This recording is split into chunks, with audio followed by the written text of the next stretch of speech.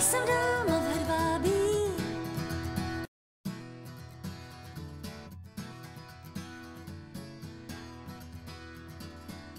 Effectivement, merci à tous d'être là, malgré tout, malgré la grève, la Coupe du Monde et tout ça. On est là ce soir pour parler d'un sujet qui ne fait pas forcément l'actualité, en tout cas pas toujours et de manière différente, mais qui est quand même très important, qui est donc le sujet de l'égalité professionnelle des femmes et des hommes. Et donc, très concrètement, on va parler de l'inégalité des femmes, en fait. Nous accueillons 3 intervenantes que je remercie d'être parmi nous aujourd'hui. Avec nous. Nous avons d'abord Madame Olga Trostiansky. Bonsoir. Madame Trostiansky, vous êtes femme politique et militante associative française d'origine russe et espagnole, donc vous avez vraiment un regard et un vécu européen. Vous êtes engagée pour la défense des droits des femmes et la promotion de l'égalité entre les femmes et les hommes depuis un moment. Vous êtes présidente de la coordination française pour le lobby européen des femmes depuis 2008 et vous avez participé à la fondation du laboratoire de l'égalité en 2010. Vous êtes membre du Parti socialiste et conseillère de Paris, en fait vous avez été conseillère pendant 10 ans et actuellement vous exercez le poste de l'adjointe au maire du 10e arrondissement chargée de l'égalité femmes-hommes. Et des finances. Et des finances. Nous accueillons aussi Madame Lenka Horniakova-Sivad. Bonsoir. Madame Sivad, vous avez un parcours complètement différent. Vous êtes écrivain et peintre tchèque vivant en France depuis de nombreuses années. Parmi vos diverses activités, vous êtes également auteur d'un recueil de correspondances que vous avez coécrit avec votre amie Anne de la Flotte-Medeli. Ce recueil qui, en version tchèque, s'appelle Prioritaire Prague-Paris et qui, en France, sortira sous le titre Entre Seine et Vltava en septembre. Et en fait, un recueil donc, de correspondance entre deux amies, entre donc, une Française qui part s'installer à Prague et une Tchèque qui vient en France. Et donc c'est vraiment une chronique de vie d'une Française à Prague et d'une Tchèque en France, et qui relate les diverses anecdotes du quotidien, les petits chocs culturels, et dont également ceux qui ont à voir avec le rôle de la femme dans ces sociétés-là. La dernière intervenante que j'accueille, c'est Madame Estelle Rival. Bonjour. Madame Rival, vous êtes... alors, le nom de la fonction est en anglais, donc c'est Global HR Project Director chez Pernod Ricard. Donc, derrière ce titre se cache en fait le fait que vous êtes chargé du développement de la diversité au sein du groupe Pernod Ricard, et en particulier de l'augmentation du nombre des femmes sur les postes clés. Vous avez fait toute votre carrière dans le domaine des ressources humaines dans le groupe Pernod Ricard, parce qu'en fait auparavant vous avez travaillé pour une entreprise qui a été rachetée par Pernod Ricard, qui était une entreprise anglaise qui s'appelle Allied Domecq, et dans le cadre de cette expérience-là, vous avez notamment été responsable RH de la zone République tchèque, Hongrie et Pologne. Vous avez même vécu à Prague. Donc vous connaissez bien la réalité de ces pays-là. Merci encore une fois d'être venu. Je vais rapidement introduire le sujet avant de vous donner la parole. Donc d'abord un petit point, on va dire de terminologie.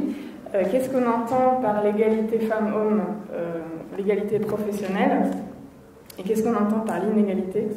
En fait, c'est tout ce qui peut entraver aujourd'hui l'accès des femmes à l'emploi et tout ce qui peut entraver derrière leur carrière. Donc, c'est des choses que vous connaissez tous, j'imagine. Donc, c'est les écarts de salaire, la sous-représentation des femmes dans les postes clés, donc le fameux plafond de verre, les difficultés que les femmes peuvent avoir à retrouver un poste après une maternité, etc. Ça sous-entend évidemment une vision des rôles des femmes et des hommes dans la société qui en fait a à voir aussi avec la répartition des tâches domestiques, etc. Donc même si ce n'est pas stricto sensu la sphère professionnelle, on va parler également de ces choses-là. Alors je fais une rapide introduction historique, notamment pour dire, un peu détailler en fait les différences d'évolution de ce sujet dans les deux pays qui nous concernent, donc la France et la République tchèque. Parce que ce qu'il faut savoir, c'est que la République tchèque, pour ceux qui connaissent, en fait, en façade, la femme en reface s'était émancipée assez tôt, en fait, puisqu'on sait que depuis 1918, les femmes ont le droit de vote. Depuis 1949, elles ont le droit de travailler et même l'obligation de travailler, en fait. C'est notamment sous le régime communiste que le rôle de la femme s'améliore. Il y a des lois qui sont votées qui vraiment mettent en place, en tout cas, enfin, pas en effet, après c'est différent, mais en tout cas dans le droit, l'égalité des femmes et des hommes, que ce soit dans la sphère professionnelle ou à la maison. La femme accède de plus en plus à l'éducation. L'État met en place toute une infrastructure de services pour aider les femmes à conjuguer l'emploi et la maternité. Et il y a aussi une loi sur l'avortement qui est votée en 1958, donc relativement tôt. On peut dire donc que la femme paraît comme émancipée sous l'époque communiste, au moment où justement dans les pays de l'Ouest le mouvement se réveillait seulement. Mais en fait, si on creuse, on s'aperçoit que c'est une émancipation de façade en fait. C'était une émancipation qui était imposée par le régime, mais qui ne s'est pas du tout accompagnée d'une véritable prise de conscience, en fait, par les femmes elles-mêmes, et d'un mouvement de société, et en tout cas d'un changement de regard sur les rôles des femmes et des hommes. Et en plus, tout ça a été imposé à la femme dans le cadre d'une idéologie, évidemment, l'idéologie communiste, qui n'avait pas du tout en tête d'améliorer le sort de la femme, mais qui faisait ça plutôt parce que justement il fallait tout collectiviser. Donc non seulement la vie économique, mais également l'éducation des enfants. Donc c'était pas grave si la femme travaillait, parce que justement le rôle des parents c'était uniquement de mettre les enfants au monde, et ensuite c'est l'État qui se chargeait de leur éducation. Bon, c'est une vision qui n'a pas vraiment pris pour des raisons que je vous laisse imaginer. Du coup, face à ce rejet de la société, l'État socialiste tchécoslovaque revient un peu plus sur cette vision-là à partir des années 60 et remet le rôle de la femme en tant que mère sur le devant de la place. Donc du coup, si on prend tout ça, après la Révolution, il y en a qui espéraient que les femmes allaient retourner massivement au fourneau, parce que justement, cette égalité, cette émancipation leur a été imposée. Ça s'est pas fait. Il n'en reste pas moins que si on regarde la République tchèque aujourd'hui, la place de la femme est... Enfin, on peut dire les choses comme elles sont. On le voit d'ailleurs, on nous a remis les chiffres sur l'affiche de l'événement. La place de la femme est, on va dire, moins bonne qu'en France. Elle est moins présente dans la vie politique, dans les rôles avec beaucoup de responsabilités dans les entreprises. La femme tchèque doit toujours assumer le double travail, on va dire, le travail, donc son travail professionnel, et puis la quasi-totalité des tâches ménagères et l'éducation des enfants. Alors qu'en France, aujourd'hui, on voit que les choses changent. Elles ont commencé à changer à partir des années 60-70, et aujourd'hui, la place de la femme est quand même meilleure. Alors, voilà, donc du coup, ma première question, ça va être déjà pourquoi? Est-ce que vous voyez d'autres raisons si vous comparez ces deux pays? Est-ce que la raison est historique? Est-ce qu'il y a un problème de prise de conscience chez les femmes tchèques, on va dire? Et du coup, quel est votre vécu? Donc je me tourne vers Madame Sivat, qui elle a vécu dans les deux pays et qui a vraiment qui peut nous parler de tout ça. Alors qu'est-ce que vous en pensez? Je vais vous passe la parole. Bonsoir. Je ne suis pas sûre que les femmes françaises vivent mieux que les femmes tchèques. Ça, c'est première question. Parce que les chiffres qu'on nous présente là, donc effectivement, ils ne sont pas du tout flatteurs pour la femme tchèque. Bon, pour la femme française, un petit peu mieux, mais pas non plus. Hein. Ce n'est pas encore tout à fait formidable. Et vous avez déjà un peu parlé des dates, effectivement, et moi je voudrais remonter encore un peu plus en arrière, parce que les femmes tchèques n'ont jamais eu à se battre, le mouvement féministe n'a jamais été créé, n'a jamais été vécu comme en France, parce que justement, quand la France faisait la Révolution, on avait fait la déclaration des droits de l'homme, et Olympe de Gouges avait fait, 2 ans après, déclaration de droits de femme. Ça veut dire qu'elle considérait que la femme n'est pas inclue dans l'homme. Déjà linguistiquement, en République tchèque, même en faisant un très très mauvais jeu d'esprit, on n'y arrive pas parce que nous, on parle des droits de l'humain. Ça veut dire qu'on n'exclut pas la femme de cette déclaration. Donc, il n'y avait pas cette... Et les Tchèques, à ce moment-là, étaient fondus dans l'Empire austro-hongrois.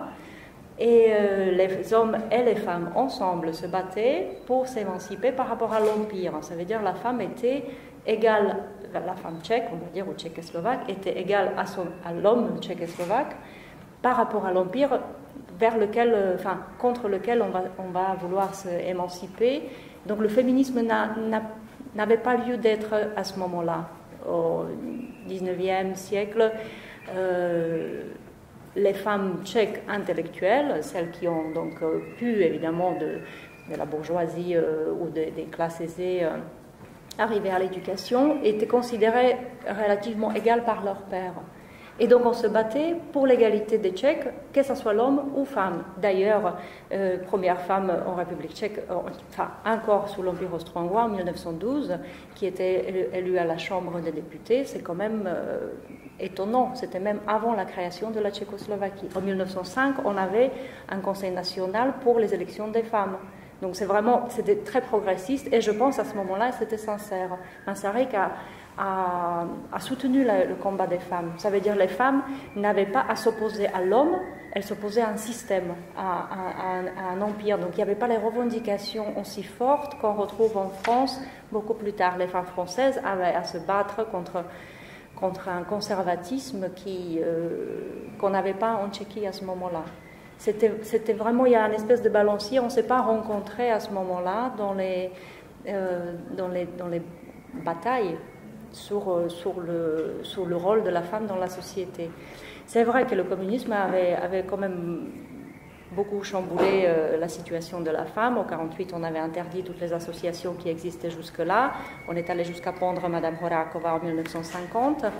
Et on célébrait la journée de la femme avec les œillets rouges, n'est-ce pas, presque comme une fête nationale pour dire que la femme existe, etc. Donc ça, c'était un peu triste. Mais de nouveau, il n'y avait pas à se battre en Tchéquie, en Tchécoslovaquie, comme vous avez dit, c'est justement pour des choses comme le divorce, l'avortement, le droit de travail, une égalité. Juridiquement, elle était mise. Là, par contre, sur l'application, oui. Sur leur application, c'est ça la différence. Et ça persiste encore maintenant. Parce que je pense que la femme tchèque ne sait pas qu'elle peut prendre la place, qu'elle est égale à l'homme. C'est très étrange parce que quand on va parler de ces chiffres-là, question est, est-ce que les femmes tchèques en sont mécontentes? Je ne suis pas sûre. Est-ce qu'elle peut? Elle peut. Est-ce qu'elle voudra être dans la politique? Mais c'est ça. Est-ce qu'elles sont contentes? Est-ce qu'elles sont mécontentes? Est-ce qu'elles revendiquent? Il n'y a pas une association très forte, il n'y a pas une lutte aussi forte qu'en France, parce que la femme française, vraiment, il fallait qu'elle se batte. 60 propositions de droit de vote pour les femmes entre la Révolution et 1944. Enfin, c'est quand même étonnant à quel point il fallait vraiment se battre pour ce que nous, on considérait comme la base, comme quelque chose acquis, absolument. Donc, je pense que les femmes tchèques la semaine dernière, le Parti social-démocrate, donc de gauche, a proposé, alors vous allez rire, 40% de femmes dans la représentation, on n'ose même pas dire 50, donc c'est complètement ridicule. Ils se sont fait descendre, que ce soit les femmes ou les hommes, tout le monde trouve ça ridicule, les quotas. Ça veut dire que ce n'est pas quelque chose qui est demandé par la population. Je ne dis pas que c'est bien et que les femmes soient vraiment ravies, mais on ne trouve pas ce moyen-là bon. Il n'est pas revendiqué, on ne l'exige pas. Je ne sais pas où se trouve la différence, mais je pense que l'histoire vraiment pèse lourdement sur le positionnement des femmes. Et même quand je parle avec différentes amies dans des différents postes, aussi bien haut placés ou au fourneau, elles considèrent que c'est à elles de faire. J'ai l'impression que la femme tchèque a une espèce de conscience bizarre, que son ennemi n'est pas l'homme, parce qu'elle n'a jamais été historiquement, mais elle-même. Ça veut dire que c'est les femmes elles-mêmes qui doivent vouloir arriver à un poste, et si je n'arrive pas, c'est pas forcément... Il n'y a pas l'ennemi homme désigné. Donc il n'y a pas une lutte comme ça tracée comme peut l'être MLF et puis ce qui en reste maintenant encore dans les mouvements. Je ne dis pas que c'est bien ou pas bien, c'est vraiment différent. C'est vraiment différent. Le féminisme, moi je vais arriver en France en 92-13, Simone de Beauvoir et MLF, c'était une grosse découverte. Je ne savais pas qu'on pouvait se battre pour avoir le droit de vote et avortement. Ça m'avait surpris. Je me suis dit, mais je me retrouve dans quel pays? C'était une véritable surprise. Parce que, c'était exagéré, mais dans les fins des années 80, le mini-interruption était presque un moyen d'anticonception parce qu'il n'y avait pas assez de médicaments, donc on autorisait les mini-interruptions à tour de bras. Enfin, il y avait une espèce de réalité très très différente de la France de laquelle je suis arrivée. Après, maintenant, ça doit être certainement différent. Je pense que les femmes, quand même, commencent à réaliser qu'elles peuvent arriver à des postes auxquels elles n'ont pas forcément pensé, je ne dis pas rêvé, mais pensé il y a quelques années en arrière. Après, ce qui est étonnant, et là je vais parler au nom de Anne, qui a donc vécu une petite vingtaine d'années à Prague, comme moi j'étais en France, ces expériences à elle sont très rigolotes parce qu'elle trouvait les femmes très cultivées, très indépendantes d'un côté et très cherchant un statut de femme bien mariée. Alors elle me dit pourquoi tu veux... Cette femme n'a pas besoin de cet homme-là ou un homme tout court pour arriver à ce qu'elle veut et pourtant c'est comme son idéal d'arriver dans un mariage, dans un statut de... C'était comme si c'était la sécurité, la société doit s'occuper de moi. Enfin, elle n'arrivait pas vraiment à... Et moi, je n'arrive pas à comprendre non plus, d'ailleurs. La preuve, j'y habite pas. Mais c'était quelque chose qui l'avait frappé très fort. Donc, il y a une attitude assez conservatrice, tout de même, chez la femme tchèque, qui dit... le mariage est inclus dans mes prérogatives de femme, donc la famille. Je pense aussi que les femmes tchèques, si elles ne travaillent pas, si elles sont plus longtemps avec les enfants à la maison, ne sont pas si mal regardées comme elles seraient en France. On a tout de même une considération pour la famille, pour le fait que la femme éduque et reste longtemps avec l'enfant à la maison. Après, le gros problème, c'est le choix de retour à la carrière professionnelle. Et là, je pense que c'est le problème de la société actuellement, parce que juridiquement, c'est à peu près correct. Application est bancale, mais on va y arriver. Mais c'est le choix. Quand la femme a vraiment le choix de choisir, est-ce qu'elle doit choisir entre la carrière, la famille, la liberté, autre? L'homme ne se pose pas ces questions-là et ses choix sont plus simples. Même s'il ne va pas aimer son enfant moins parce qu'il est papa, non, c'est pas ça que je dis. Mais la femme, il lui incombe des devoirs qui vont être plus lourds quand même pour elle à gérer. Donc c'est là où la société, à mon sens, devrait aider la femme à lui simplifier ces choix-là pour que l'égalité soit vraiment plus légale, plus égale. Enfin, donc je ne sais pas si j'ai répondu un peu à la question, mais c'était comme ça la première impression que j'avais. Et puis en France, après, j'ai noté une différence entre le nord et le sud. Dans le sud, voilà, la femme, c'est quand même un peu ovni, hein, surtout dans le côté professionnel. Pourquoi c'est pas l'homme qui me parle? Pourquoi je dois gérer l'histoire des chantiers ou des choses comme ça avec une femme? C'est toujours un peu... On se méfie de la femme un peu. Et si Anne, à Prague, avait des situations semblables, la méfiance, c'était parce qu'elle était étrangère. C'est pas parce qu'elle était femme, mais parce elle venait avec un autre code. On savait pas. La société tchèque dans les années 90 était très homogène. Il y avait pas beaucoup d'étrangers. On savait pas trop par quel bout les prendre. Et donc une femme, et de surcroît étrangère, faisait peur effectivement aux hommes en disant mais je lui parle comment, pourquoi elle... Donc c'était plus simple de discuter avec son mari, même s'il était aussi étranger et pas tchèque. Donc c'était des choses qu'elle relevait assez fréquemment quand même en général. Et puis après sur le sujet de séduction, puisqu'on est dans les affaires des femmes, elle était surprise par l'absence de savoir vivre, on va dire, de savoir séduire, de séduction dans la société tchèque, qui est beaucoup plus directe et rapide dans les relations. On se méfie des froufrous et des petites attentions. Enfin bon, comme si la délicatesse et la sophistication cachaient autre chose que juste le plaisir de les vivre, de les faire. Et donc, c'était quelque chose qu'elle avait remarqué, l'absence des regards, l'absence des petits jeux de séduction, des petits codes qui sont effectivement très travaillés en France. Et l'histoire nous en donne beaucoup d'exemples, peut-être moi maintenant, hein, je ne le sais pas. Mais le relationnel est plus direct et, je ne dis pas plus franc, ça peut-être pas, mais plus direct en tout cas, alors qu'en France on a beaucoup plus des codes qu'il faut savoir décortiquer, qu'on peut se tromper, on peut se perdre un peu dans ces questions-là. Merci beaucoup. Je vais maintenant demander à Madame Srostiensky de réagir. Est-ce que déjà vous partagez ce point de vue, parce qu'il y a eu question des quotas, des moyens, enfin des leviers politiques, peut-être que vous avez une autre vision. Et justement, du coup, est-ce qu'aujourd'hui en France, vous considérez que la France est mieux placée que d'autres pays européens, dont la République tchèque?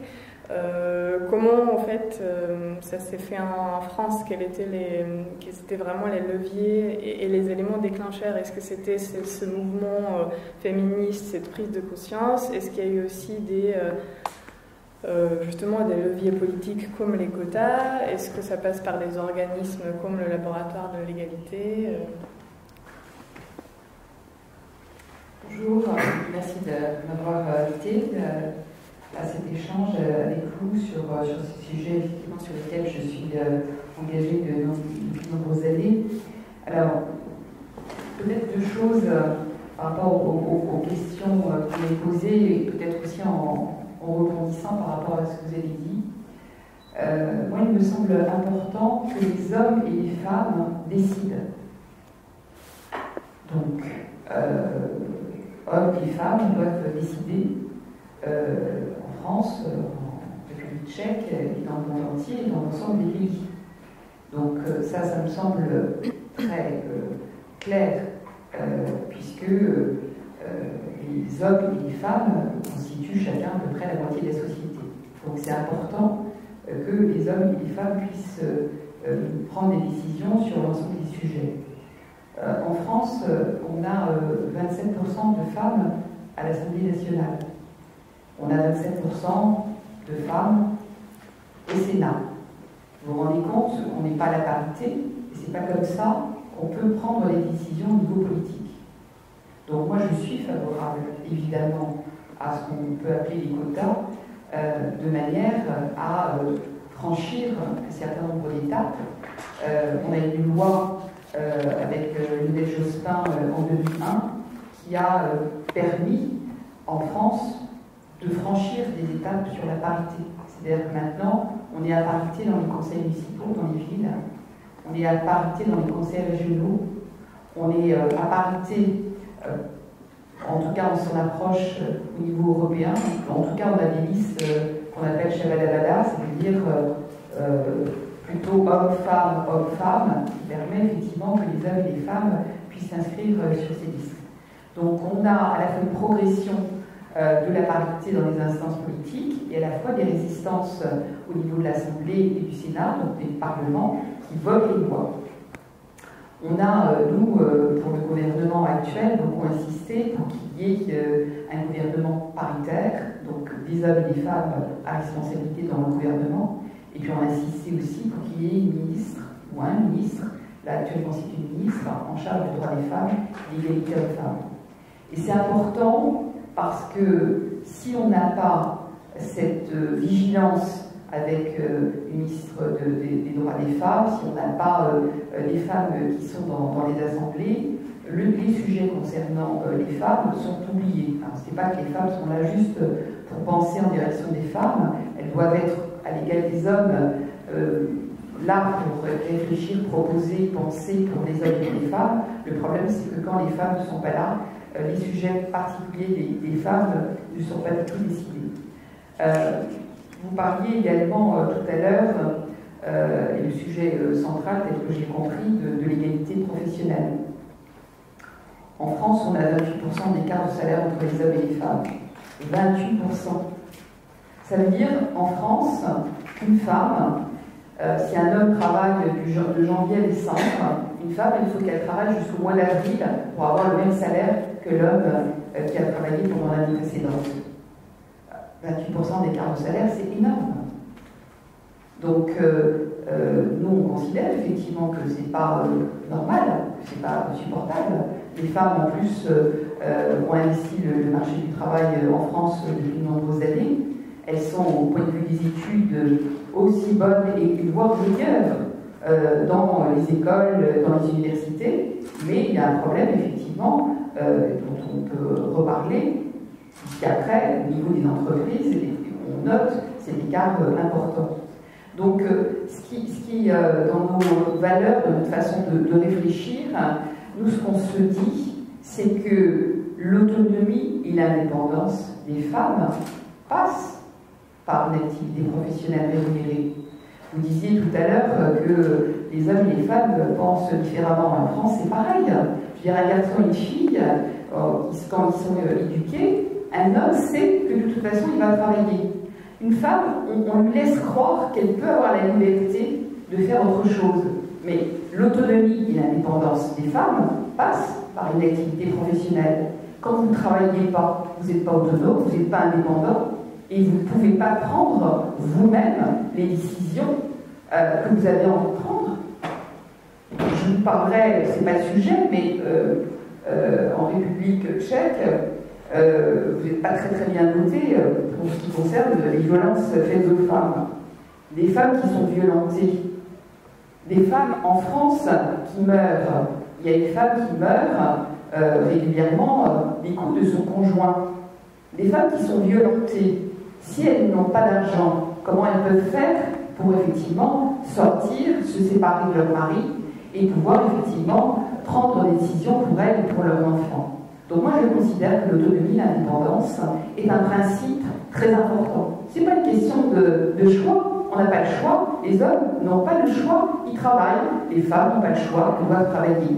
Moi je considère effectivement que tout ce qui concerne les activités domestiques et parentales, eh bien, doivent être partagées entre les hommes et les femmes. En France, on n'a pas de bons chiffres non plus. Enfin, je veux dire, moi je ne suis pas du tout pour donner la leçon et dire que la France est exemplaire. 80% de l'activité domestique et parentale, vous disiez tout à l'heure que ce n'était pas le sujet. Bien sûr que c'est le sujet. Bien sûr que c'est le sujet. Parce que 80% de l'activité domestique et parentale est prise en charge en France par les femmes.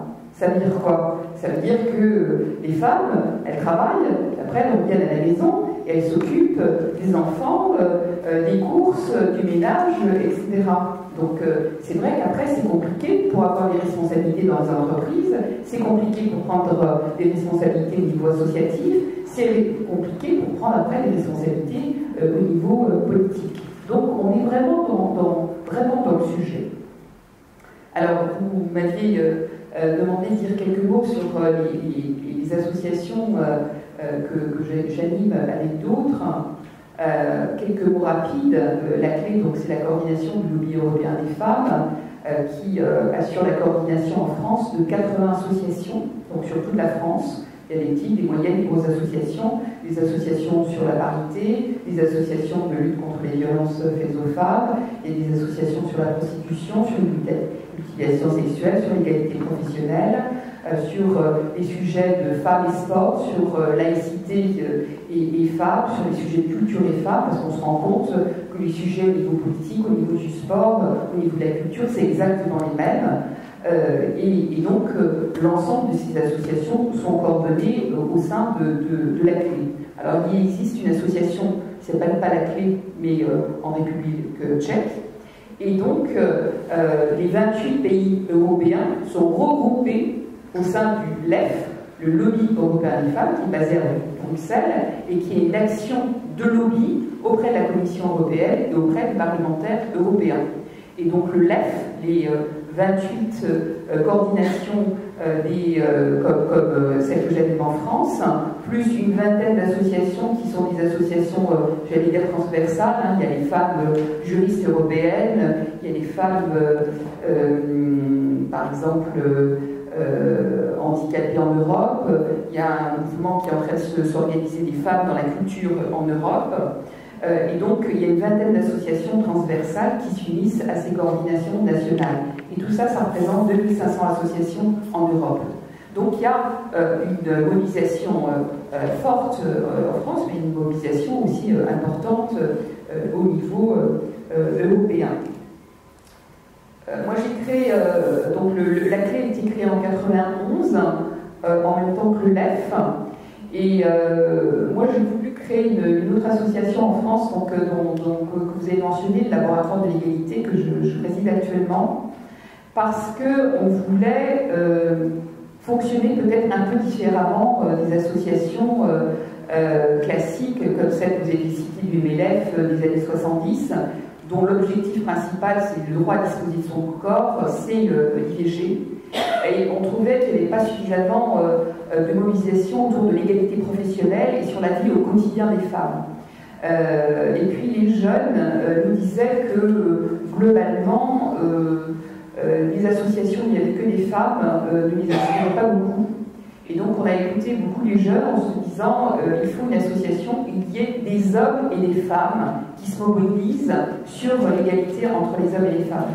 Le sujet, ce n'est pas un sujet de bonne femme, c'est un sujet de société, et il faut que les hommes et les femmes se mobilisent pour aller vers cette égalité entre les hommes et les femmes. Donc on a créé à une cinquantaine cette association, le Laboratoire de l'égalité, en 2010. On est 1200 actuellement, 4 ans après. On a beaucoup travaillé en France sur les retraites et les femmes, parce que quand on parle d'égalité professionnelle, vous ne l'avez pas dit, mais ça a des conséquences sur les retraites.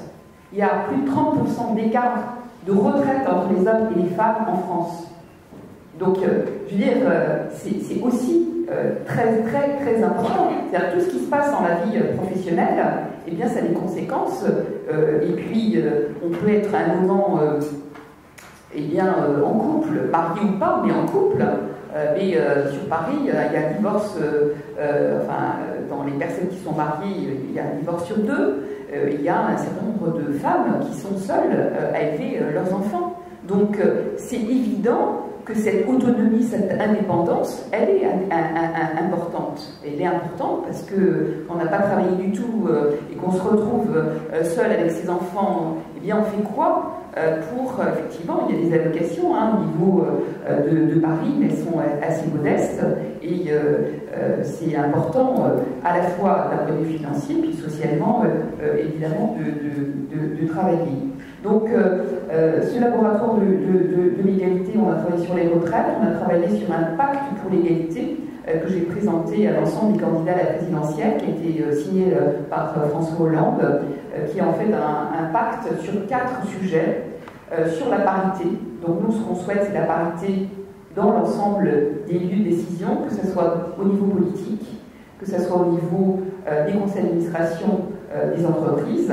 En France, on avait 10% de femmes dans les conseils d'administration, on est passé à 20%, et maintenant on est à 30%, parce qu'il y a une loi qui a été votée, qui est la loi Copé-Zimmermann, qui a obligé les entreprises à aller vers cette participation des femmes dans les conseils d'administration. C'est là où on décide dans les entreprises, et il faut et au niveau politique et au niveau des entreprises que les femmes participent aux décisions. Donc ça, pour nous, c'était un sujet très important. Le deuxième sujet important pour nous au laboratoire de l'égalité, c'est la réduction des écarts de salaire. Je parlais tout à l'heure des 28%. Donc en fait, il y a trois sujets. Il y a la réduction du temps partiel, parce que le temps partiel, il est assumé à 80% par les femmes et très peu par les hommes. Donc, mesdames, quand vous arrêtez le mercredi, vous avez 1% de salaire en moins. C'est clair et net. Et ce qui se passe en France, c'est qu'il y a beaucoup de femmes qui s'arrêtent le mercredi parce qu'elles ont l'impression d'être coupables, parce qu'elles ont des enfants, et elles se disent, pour répondre à la culpabilité, eh bien je m'arrête le mercredi. Et en fait, moi, mes copines, globalement, elles s'occupent de leurs enfants, elles travaillent le mercredi, elles sont avec leur ordinateur, elles arrivent le jeudi matin, elles se reposent dans leur entreprise, parce qu'elles n'en peuvent plus. Enfin, je veux dire, et d'un autre côté, elles ont 20% d'écart de salaire, ce qui a des conséquences encore sur les retraites. Donc, on se bat pour cette réduction du temps partiel. On se bat également pour la mixité des métiers. Parce qu'en France, les métiers dits féminins sont moins payés que les hommes. Je vais vous donner un exemple. Au niveau de la ville de Paris, il y a des auxiliaires de puériculture, par exemple, dans les crèches. 98%, ce sont des femmes. Eh bien, auxiliaire de puériculture, c'est moins bien payé que quand on est éboueur et qu'on s'occupe des déchets. Donc, on peut se poser des questions de société. Quand on est auxiliaire de puériculture, on s'occupe de nos enfants, alors on va être moins bien payé que quand on s'occupe de ramasser les déchets dans la ville de Paris. Donc, le fait que les métiers féminisés soient moins bien payés, soient précarisés, c'est un sujet important, et il nous semble important qu'il y ait des hommes dans les crèches et des femmes qui soient éboueurs, et que les métiers soient mixtes, et les hommes et les femmes peuvent évidemment faire l'ensemble de ces métiers. Et puis il y a une responsabilité des entreprises, et nous ce qu'on souhaite, c'est... Le gouvernement l'a fait, a incité largement les entreprises. Maintenant, le gouvernement sanctionne, c'est-à-dire met des amendes aux entreprises qui n'ont pas présenté de plan de l'égalité. Pas ceux qui n'ont pas d'écart, parce qu'il y en a beaucoup qui ont des écarts entre les hommes et les femmes, mais au moins des entreprises qui n'ont pas présenté ce plan égalité. Donc ça, c'est des mesures vraiment très très incitatives, et voire avec des sanctions et des amendes. Ce qui nous semble très important, c'est qu'il y ait des modes de garde ou d'accueil en nombre suffisant, ce qui n'est pas le cas. En France, si on voulait qu'il y ait autant de places de crèche que d'enfants, la majorité des parents veulent des places en crèche en France, eh bien, il manque 500 000 places d'accueil. Donc nous, on souhaite qu'on avance sur les modes de garde, parce qu'il y a un certain nombre de femmes qui prennent des congés parentaux, qui vont s'arrêter 3 ans, 6 ans, 9 ans, 12 ans, eh bien, parce qu'elles n'ont pas, 60% d'entre elles voudraient reprendre une activité professionnelle, mais elles n'ont pas de place en crèche pour leurs enfants, et donc elles sont obligées de s'arrêter. Et c'est évident, ce que vous avez dit tout à l'heure, qu'il y a un sujet important de retour vers son activité professionnelle, mais vous savez, on s'arrête 3-4 mois dans une entreprise, déjà c'est compliqué, après un congé de maternité, de revenir dans une entreprise. Et moi, ce que je veux favoriser, c'est les congés parentaux pour les hommes et pour les femmes. Et moi, je voudrais que les hommes s'arrêtent pendant 2 ou 3 mois, de manière à ce qu'ils voient ce que ça veut dire en France, qui s'arrêtent, qui s'occupent des bébés, qui s'occupent de la maison, et qui retournent au bout de 3-4 mois dans leur entreprise. Ils verront l'effet que ça fait, et c'est compliqué, c'est difficile de revenir effectivement dans une entreprise, même après s'être arrêté 3-4 mois. Donc quand on s'arrête 1 an, 3 ans, 6 ans, vous vous rendez compte qu'on a un poste de secrétaire avec la manière dont les choses avancent, à la rapidité où ça avance sur Internet, on est complètement déboussolé, on ne peut pas reprendre son activité dans de bonnes conditions. Donc c'est vraiment très très important pour nous qu'il y ait des modes de garde en France. Ce qui est important également, c'est il me semble, de construire une culture de l'égalité entre les hommes et les femmes.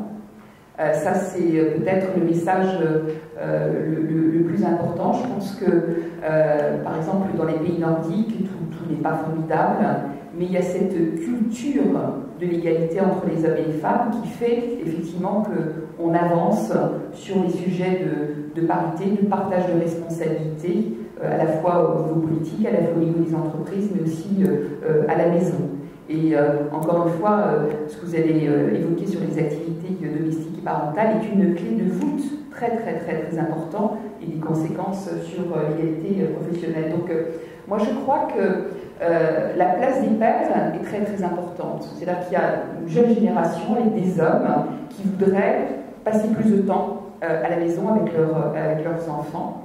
Mais en France, la société et la société dans laquelle ils travaillent ne s'y autorise pas toujours. C'est-à-dire qu'un homme, par exemple, qui va demander à être en 4/5e, tout le monde va dire « Ah ben ça y est, il n'y a pas d'ambition ce jeune homme, finalement, voilà, il est fichu, sa carrière est terminée. » Un homme qui veut partir à 5h30 pour aller chercher son enfant à l'école ou à la crèche, on va considérer qu'il est en RTT. Donc il est important que la société donne aux pères, aux hommes, toute la place qu'ils souhaitent avoir. Et ça, c'est un travail qu'on essaie de faire au niveau du laboratoire de l'égalité. Moi, j'ai des chiffres, je terminerai peut-être là-dessus, de comparaison entre la France et la République tchèque, qui ont été faits par le Lobby européen des femmes. Et je voulais vous en dire peut-être quelques mots. En fait, on a 3 critères, c'est très intéressant la manière, et tous les pays européens sont passés au crible.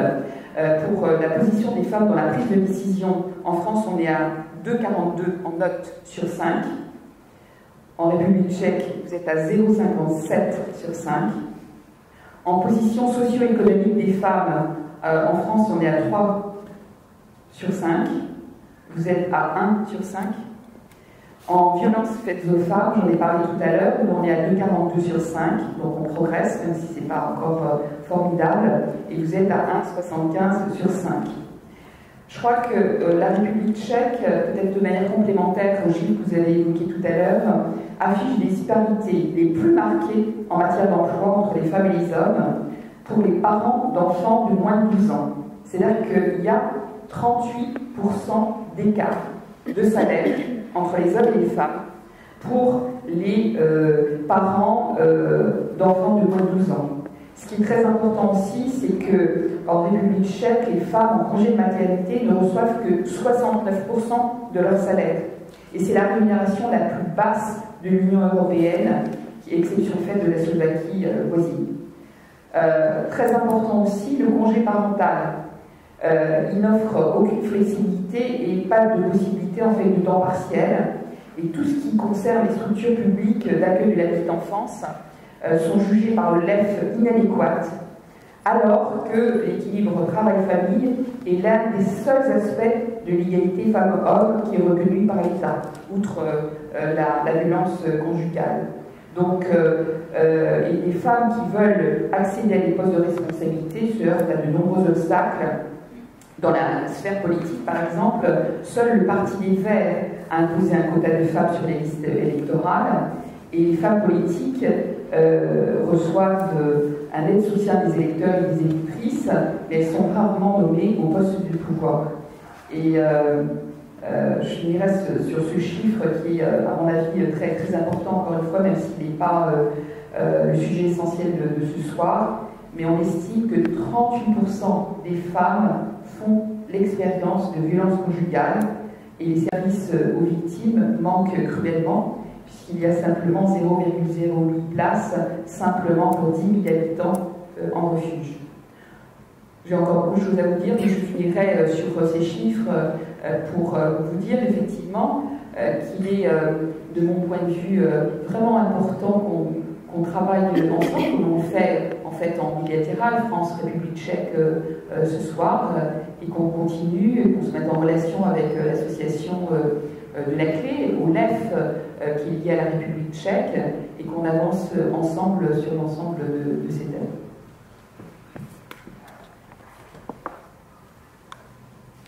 Merci beaucoup.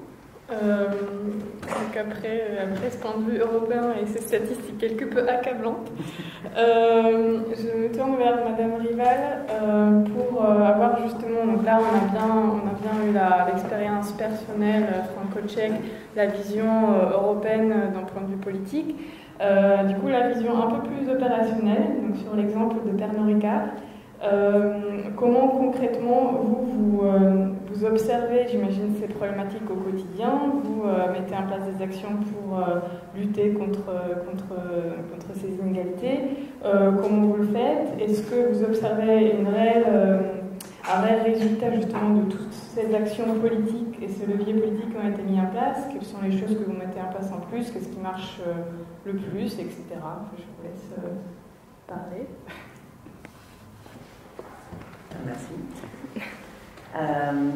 Alors dans le sujet de l'égalité professionnelle des hommes et des femmes, c'est un sujet qui me passionne et j'ai la chance depuis maintenant 1 an et demi que le groupe Pernod Ricard m'ait confié la mission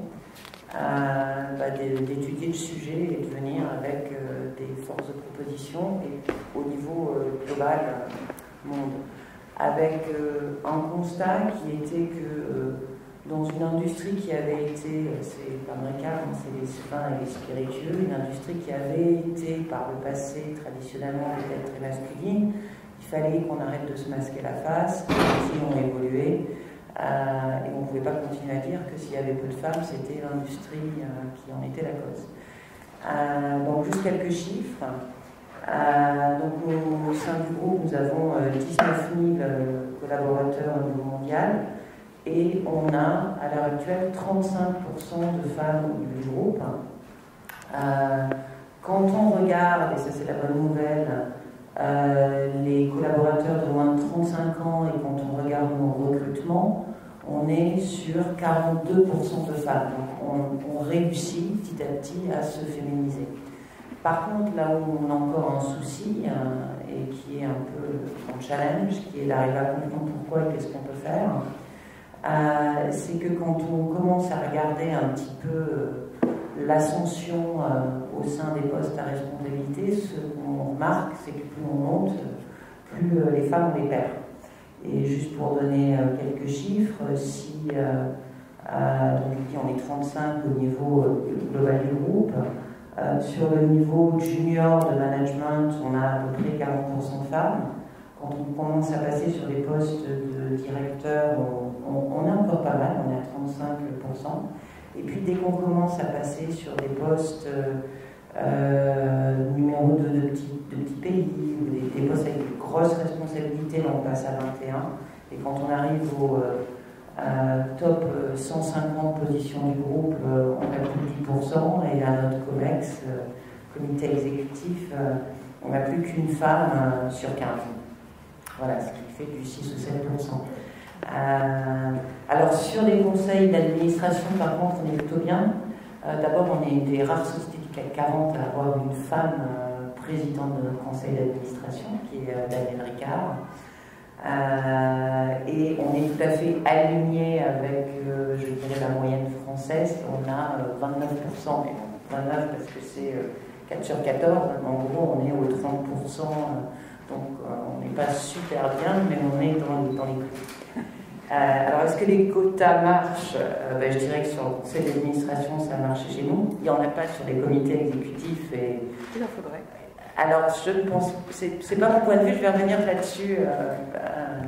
J'ai pas mal réfléchi et j'ai évolué sur les quotas dans ma réflexion au fil de mon travail.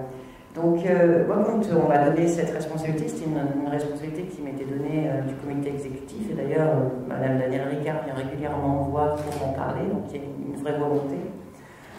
J'ai commencé à dire, moi, avant bien sûr, j'ai lu toutes les études et je suis beaucoup toutes les données du laboratoire de l'égalité d'ailleurs, qui est une superbe source d'information sur le sujet. Mon idée a été de dire, notre souci c'est qu'il arrive à un moment où les femmes n'arrivent plus à monter dans notre entreprise et qu'est-ce qui se passe. Alors j'ai eu l'idée de faire des petites choses, j'ai dit d'abord il faut que je fasse un diagnostic, ne me demandez pas d'aller mettre plein de mesures en place, il y a des mesures par exemple très à la mode, qui sont on va créer des réseaux féminins. Personnellement, moi, c'est quelque chose auquel je n'adhère pas. Après, il y a des tas de choses. Je me suis dit, moi, ce que je veux, c'est donner-moi un petit peu de temps pour arriver à comprendre quelle est la situation et comment c'est perçu. Alors, une petite chose qui m'a bien amusée, c'est que j'ai commencé par faire une enquête où j'ai posé quelques petites questions sur notre réseau social sur le sujet. Et je me suis amusée à comparer les réponses entre les hommes et les femmes à cette petite enquête. Et j'avais isolé les réponses justement des personnes à partir du niveau de manager. Donc en disant c'est à partir de là que ça bloque, donc c'est intéressant de commencer à comprendre quelle est l'idée. Et là je me suis dit, oulala, pour commencer, il va falloir qu'on fasse un vrai travail sur la perception, parce qu'on part déjà avec un point de vue des hommes et des femmes et une vision de la situation actuelle qui n'est pas du tout la même. Et ça c'est très important, parce que je crois que quand on veut travailler sur ce sujet, il faut mettre des mesures dures, mais il faut aussi avant tout travailler, vous l'avez dit sur le côté historique, sur l'évolution des mentalités, la prise de conscience, sans ça on n'avance pas. Mais ce qui était juste quelques petits chiffres, mais donc j'avais posé la question, première question qui était pensez-vous que le sujet de l'égalité homme-femme est un sujet qui doit être traité au sein du groupe? Alors là, hommes comme femmes, plus de 90% m'ont dit oui, c'est un sujet qu'il faut traiter. Par contre, ce qui était assez intéressant, c'est que je demandais aussi, c'est un sujet qui est important, qu'il faut traiter, ou c'est un sujet qui revêt une dimension stratégique. Et là, j'avais une grosse différence. Dans mes 90% qui pensaient tous qu'il fallait qu'on fasse quelque chose dessus, j'avais plus de la moitié des femmes qui disaient c'est absolument une priorité stratégique pour le groupe, ça devrait l'être. Et elles argumentaient derrière dans les commentaires parce que l'innovation, parce que les différentes perspectives, parce que, bon, avec des tas de raisons, et des raisons qui étaient très business d'ailleurs, pas nécessairement purement féministes. Et les hommes me disaient oui, c'est important, mais c'est pas prioritaire. Donc, c'était déjà assez amusant. Après, j'en posais une deuxième question qui était est-ce que vous pensez qu'à l'heure actuelle, on en fait assez au niveau du groupe par leur écart sur ce sujet? Et là, j'ai eu 53% des femmes qui disaient non, et j'avais l'équivalent des hommes qui disaient oui. Et les autres disaient qu'ils ne savaient pas en fait, hein, donc c'était pas des... Voilà. J'ai été passée ensuite à une question, mais comment vous pensez qu'on se compare nous par rapport aux autres grandes entreprises de notre secteur et les multinationales? Et en gros, j'avais 46% des femmes qui me disaient on est bien pire qu'eux, et j'avais 53% des hommes qui me répondaient on est comme les autres. Et puis je demandais est-ce que vous pensez qu'il y a une différence au sein du groupe dans la façon dont on traite les hommes et les femmes? Et j'avais 57% des hommes qui me disaient que non et 53% des femmes qui me disaient oui. Et puis je finissais sur est-ce que vous pensez qu'il y a un plafond de verre quelque part au sein de cette entreprise? 56% des hommes disaient que non et j'avais le même chiffre de femmes qui disaient que oui. Voilà. Donc c'était une petite enquête qui statistiquement n'était peut-être pas très solide parce qu'elle n'était pas exhaustive, mais ça a vraiment été pour moi une prise de conscience et j'ai partagé ces chiffres avec mon COMEX, comité exécutif, donc 15 hommes et une femme, qui n'est ni française ni tchèque d'ailleurs, qui est suédoise. Et pour dire, regardez, il faut déjà commencer à se dire qu'on ne voit déjà pas le problème de la même façon et qu'on ne part pas de la même base. Donc il va falloir déjà commencer à travailler sur la sensibilisation, mieux comprendre les préjugés, les choses qui sont souvent pas méchantes, mais qui viennent, on n'en est pas conscient, mais qui nous impactent. Et puis après, la deuxième chose que j'ai fait, c'est que j'ai travaillé à faire une série d'entretiens avec des femmes cadres à différents niveaux, françaises et étrangères, dont j'ai vraiment essayé d'avoir une vraie diversité dans les fonctions, dans les métiers, pour arriver à comprendre, selon elles, est-ce qu'il y avait, elles étaient toutes d'accord, oui, il y avait un frein pour les femmes dans cette entreprise, mais arriver à comprendre quel était ce frein, d'où il venait, d'où il provenait, et selon elles, qu'est-ce qu'il fallait qu'on mette en place pour améliorer cela. Et alors, ça a été assez amusant parce que elles disaient toutes, c'est pas volontaire, parce qu'on sait qu'il y a une volonté du groupe de respecter la diversité, de respecter l'être humain, enfin, groupe américain est un groupe très humain. Donc on ne pense pas qu'il y a quelque chose de volontaire, mais il y a un vrai frein, et à nouveau assez inconscient. Et sur les raisons qui pour elle étaient le blocage, elle disait, déjà il va falloir qu'on travaille sur plusieurs choses. Il va falloir qu'on travaille sur la façon dont on décide les nominations sur les postes clés et les postes en dessous, qui sont les postes qui permettent de développer des compétences et de grandir le vivier pour accéder un jour à ces postes clés. Parce que, me disait-elle, quand on a des postes qui ne sont pas des postes au plus haut niveau, on est complètement transparent, ils sont postés, tous les collaborateurs peuvent les voir et tous les collaborateurs peuvent postuler. Et ce qu'on voit, c'est que dans les faits, on a autant d'hommes et autant de femmes qui se présentent, et du coup, on a au niveau de nos recrutements et de nos nominations en interne une certaine représentativité. Donc ça va bien. Il y a par contre, pour revenir, de grosses différences dans les orientations professionnelles aussi entre les hommes et les femmes. Nous, ce qu'on voit, c'est que dans les métiers des ressources humaines, comme moi, ou dans les métiers de la communication, dans les métiers du marketing, on a une dominance féminine, et puis après on a les métiers commerciaux notamment, les métiers financiers, qui sont des métiers qui sont très masculins. Donc il faut aussi, il y a aussi un travail à faire sur un petit peu la réorientation des carrières, parce que c'est les métiers justement chez nous, financiers et commerciaux, qui sont ceux qui payent le plus. Et c'est pas parce que c'est les hommes qui les tiennent, c'est parce que c'est les métiers les plus rémunérateurs dans notre marché. Donc il y avait quelque chose sur, quand on est transparent sur les offres d'emploi, on voit que les femmes postulent et que du coup elles ont les entretiens et que du coup elles ont les jobs. Par contre, sur les postes plus seniors, qu'on gère un peu en interne au niveau du top management, les femmes disent j'ai pas été considérée. Et là, j'ai eu dans ces entretiens des tas de discussions très intéressantes sur des femmes qui disaient j'ai dû avoir une discussion avec mon manager parce que j'ai pas compris, il y a un poste de rêve qui est sorti pour moi, c'était ce que je voulais, et puis on l'a pas proposé, et puis ça a été un tel qui l'a eu, et je suis allée voir mon manager en disant je comprends pas, je pense que j'étais plus qualifiée, et le manager répondait mais écoute, avec tes petits-enfants, c'est un poste où il faut beaucoup voyager à l'international. Je pensais que ça ne te plairait pas, que tu ne voudrais pas voyager autant avec tes enfants. Donc c'était pas nécessairement, ce que je veux dire, c'est que c'était pas nécessairement méchant, c'était pas nécessairement vouloir bloquer les femmes, mais il y a une espèce de culture paternaliste, protectrice, qui quelque part devient un obstacle. Donc sensibiliser à ça les preneurs de décision et leur dire vous décidez pas pour les gens ont le choix, parce que je suis d'accord avec vous, demandez aux gens si une personne a les compétences, allez la voir et dites tu as peut-être des enfants en bas d'âge, mais il y a ce super poste, il va falloir voyager beaucoup, est-ce que tu es prêt à voyager ou pas, comme tu le ferais pour un homme, de la même façon. Donc il y avait tout un travail à faire sur ce travail de gestion des talents et de sensibilisation. On a eu un deuxième sujet qui est sorti, qui était le thème de... Alors on parle beaucoup de la flexibilité au travail, mais nous, ce qui est ressorti aux entretiens, c'était la culture du présentéisme. Alors ça, c'est très français, c'était particulièrement fort en France. Mais en France, il y a cette notion, quand on passe beaucoup d'heures au bureau, on contribue beaucoup.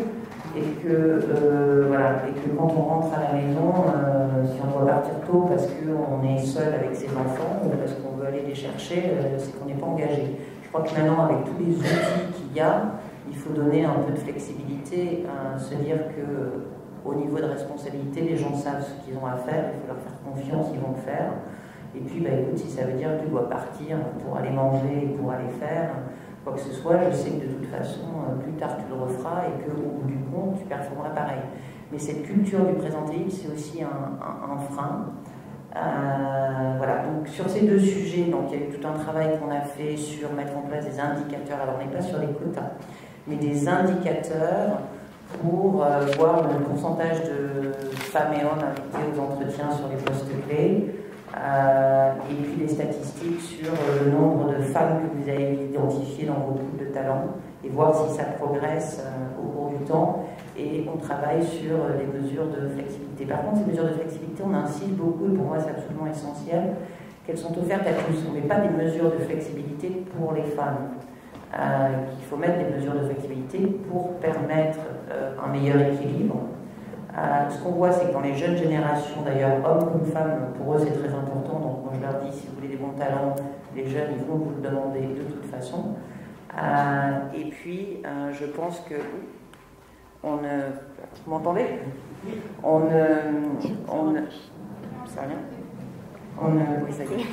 ne résoudra pas le problème de l'égalité homme-femme en travaillant que sur les femmes, en faisant des mesures que sur les femmes. Il faut faire des mesures d'inclusion. Et voilà, donc je pense que toutes les mesures qu'on met à disposition pour les femmes, il faut les faire pour elles aussi.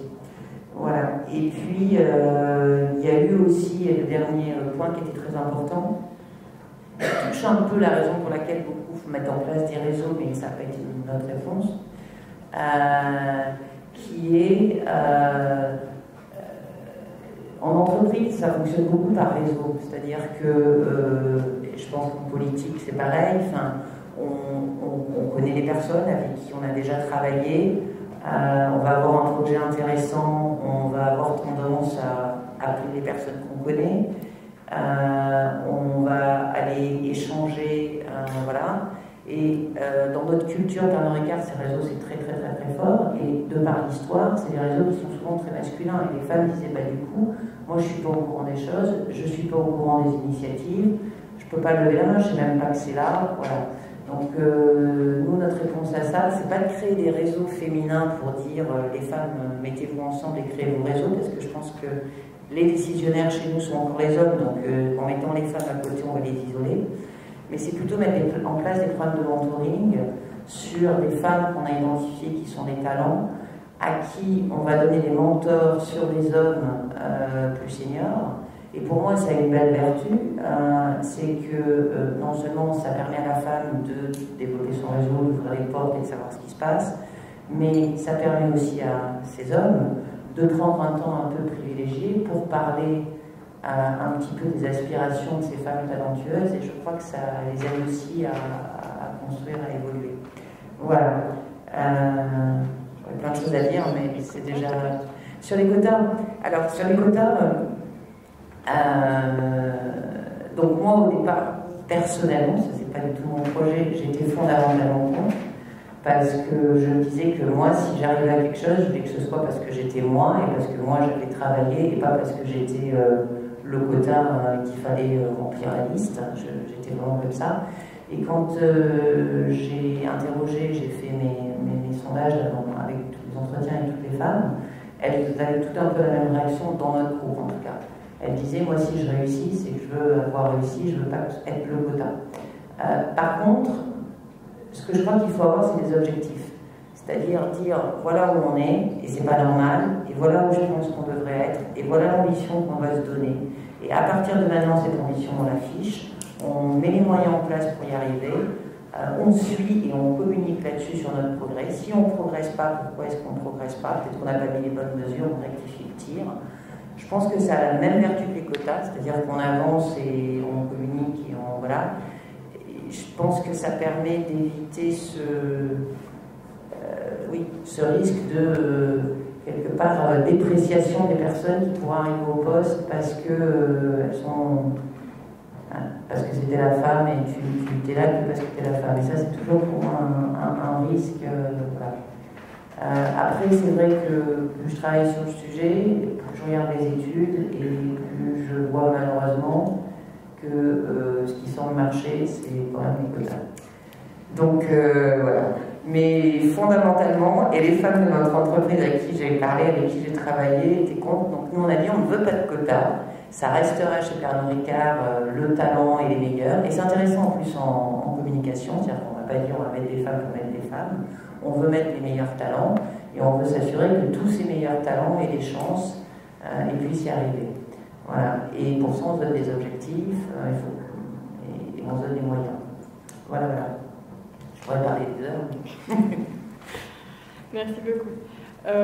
Donc effectivement, quand on parle des quotas, c'est une vraie décision politique, mais on peut la mettre en place dans tous les pays.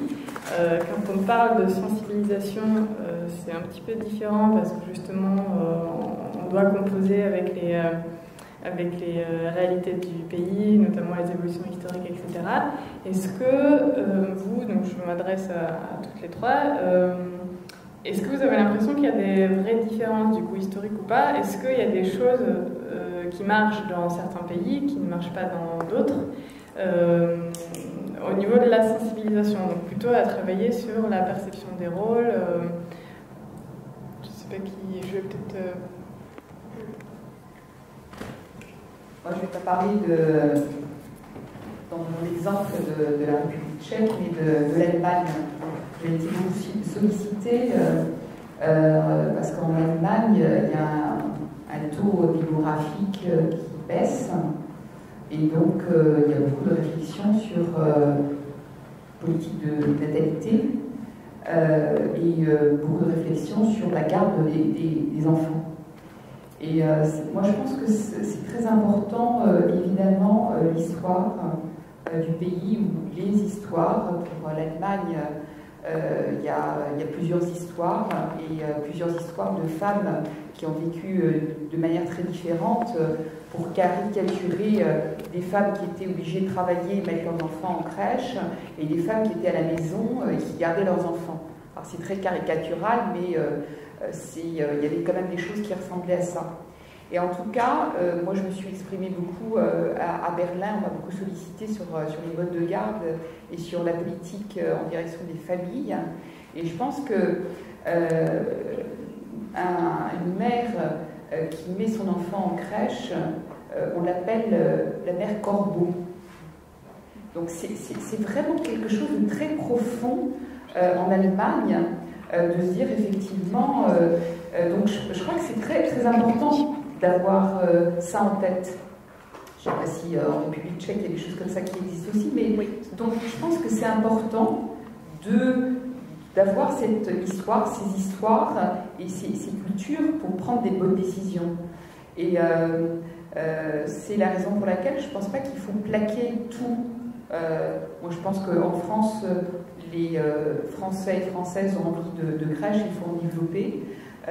Pour ce qui concerne l'Allemagne, moi j'allais plutôt encourager des modes plutôt de ce qu'on appelle en France les assistantes maternelles, c'est-à-dire plutôt, je ne sais pas si ça marche, bon, plutôt des gardes de l'accueil familial et dans un certain nombre de maisons d'assistantes maternelles qui s'occupent à la fois elles de leurs enfants et puis les enfants des autres. Donc je pense qu'il faut inventer, être très créatif et avoir beaucoup d'imagination pour trouver des idées qui apportent effectivement un bien-être et une façon de bien vivre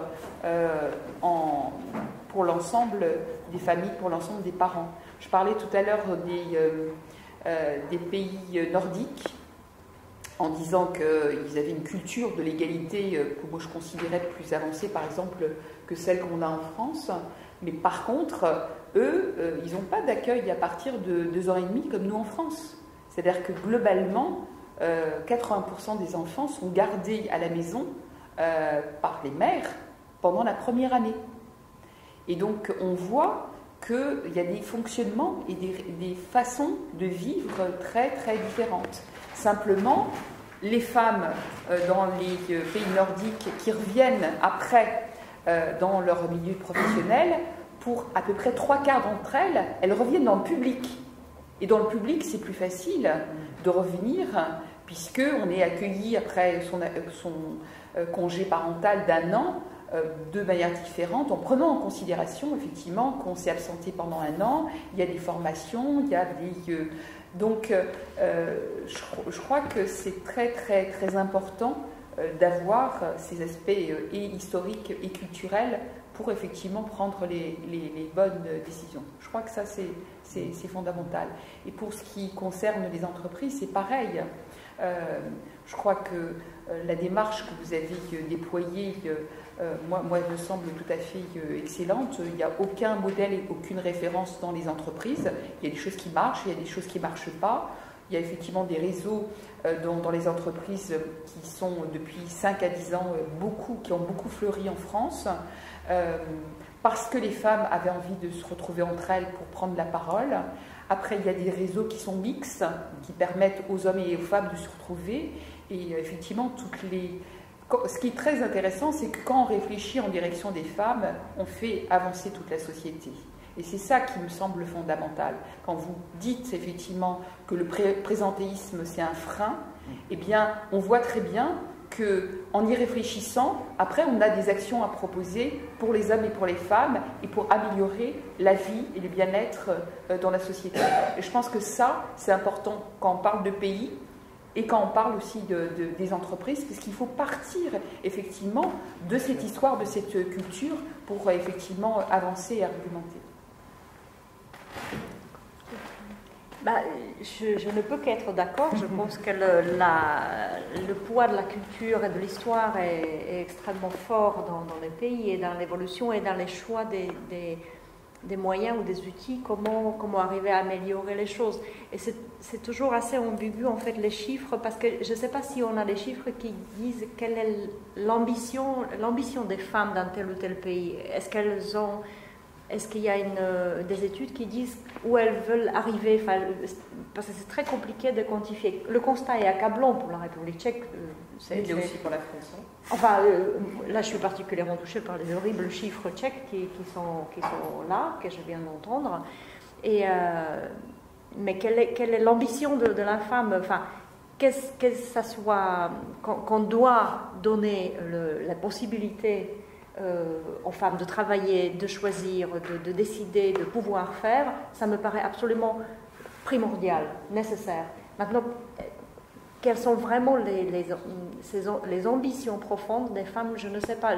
On a aussi l'expression de femme corbeau, maman corbeau en République tchèque.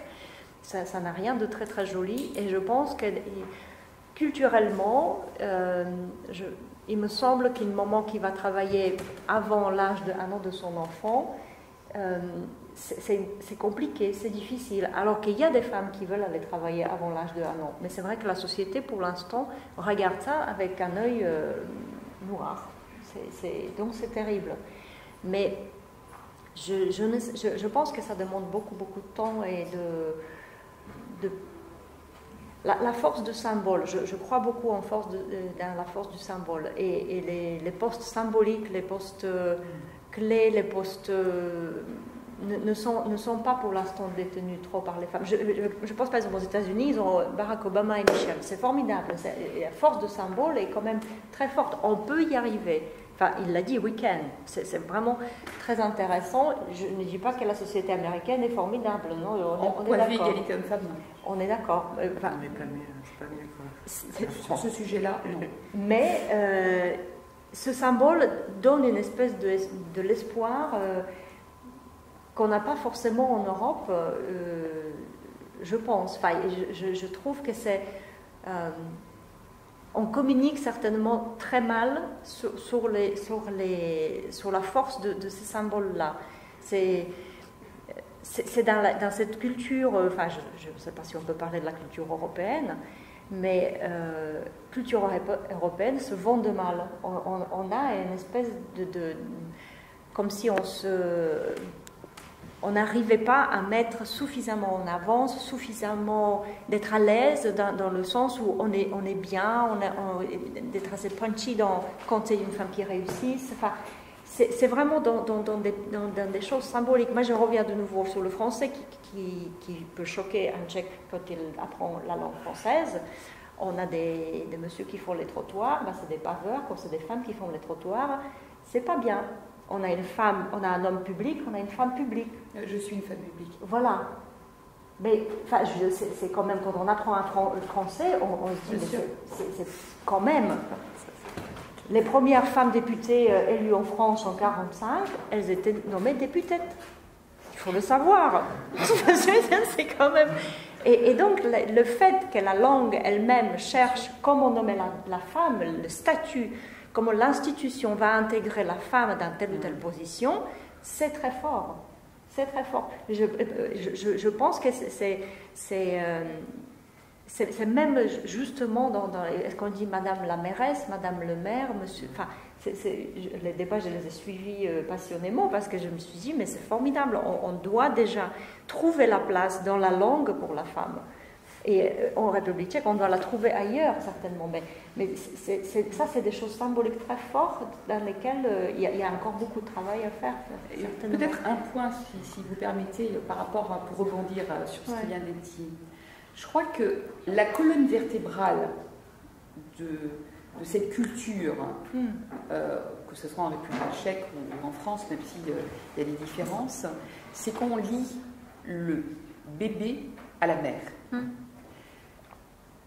C'est ça. Et dans les entreprises, après, il y a des conséquences, évidemment.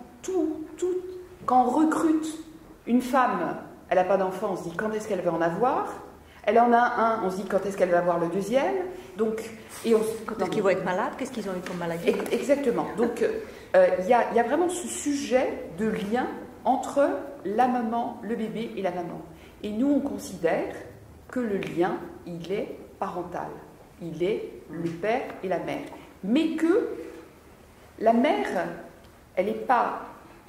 Une femme n'est pas née à savoir s'occuper de ses enfants et à s'occuper du ménage. Elle n'est pas née comme ça. C'est la société qui l'a construite de cette manière-là. C'est ça qui est quand même très très important. On a remarqué que les hommes qui prenaient un congé parental, eh bien d'abord en France ils le prennent, et ça c'est très très important, mais que le bébé comprend qu'il voit son père et sa mère à la naissance et qu'il n'y a pas simplement un référent qui est la mère. Et ça, c'est fondamental dans tous les sujets dont on parle, c'est ça. Moi, je vais vous donner un exemple à titre personnel. Ça fait 20 ans, mon fils était en crèche et mon mari allait chercher notre enfant à la crèche, vers 6h30. L'auxiliaire de puériculture lui a dit la chose suivante. Lui a dit, vous direz à votre femme que votre enfant a été malade aujourd'hui. Mon mari a regardé l'auxiliaire de puériculture et lui a dit, vous savez, je ne suis ni l'assistant, ni l'adjoint de ma femme, je suis le père de mon enfant, parlez-moi normalement. Et c'est à travers cet exemple-là, vous comprenez comment tout se construit. Moi, j'ai eu beaucoup de responsabilités en entreprise, au niveau politique, au niveau syndical, au niveau associatif. Les directrices de crèche et directeurs d'école, avec mes 3 enfants, ils m'appelaient moi. Ils ne se posaient pas la question de savoir si j'étais à l'étranger ou de part. Et si mon mari pouvait répondre. Les livres qui sont lus, je ne sais pas si vous connaissez Petit ours brun. Moi, j'adore Petit ours brun. Mais c'est des livres qui montrent Monsieur Ours brun, il est assis avec ses chaussons, avec son journal, avec sa pipe, et il regarde la télévision. Et maman Ours brun, elle est debout dans sa cuisine, elle fait la vaisselle ou elle prépare à manger. Donc les enfants naissent et sont éduqués avec cette construction de la société. Et ça, c'est très très important. Et ça prend du temps. Oui. Mais il faut juste être volontariste et s'en occuper. Donc, quand on dit ça prend du temps, il ne faut pas juste s'arrêter et pas faire. Non, je sais très bien. Ce que je veux dire, c'est que ça prend du temps, mais il faut commencer à s'en occuper. Parce que sinon, ça prendra encore plus de temps. Plus de temps, bien sûr.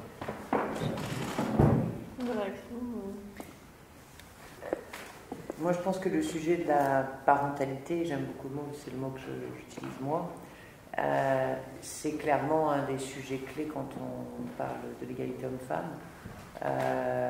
Moi, je pense que quelque part en France, on a quelque part pénalisé les femmes par la politique historique nataliste, qui a très bien fonctionné par ailleurs parce qu'on a plus d'enfants et voilà.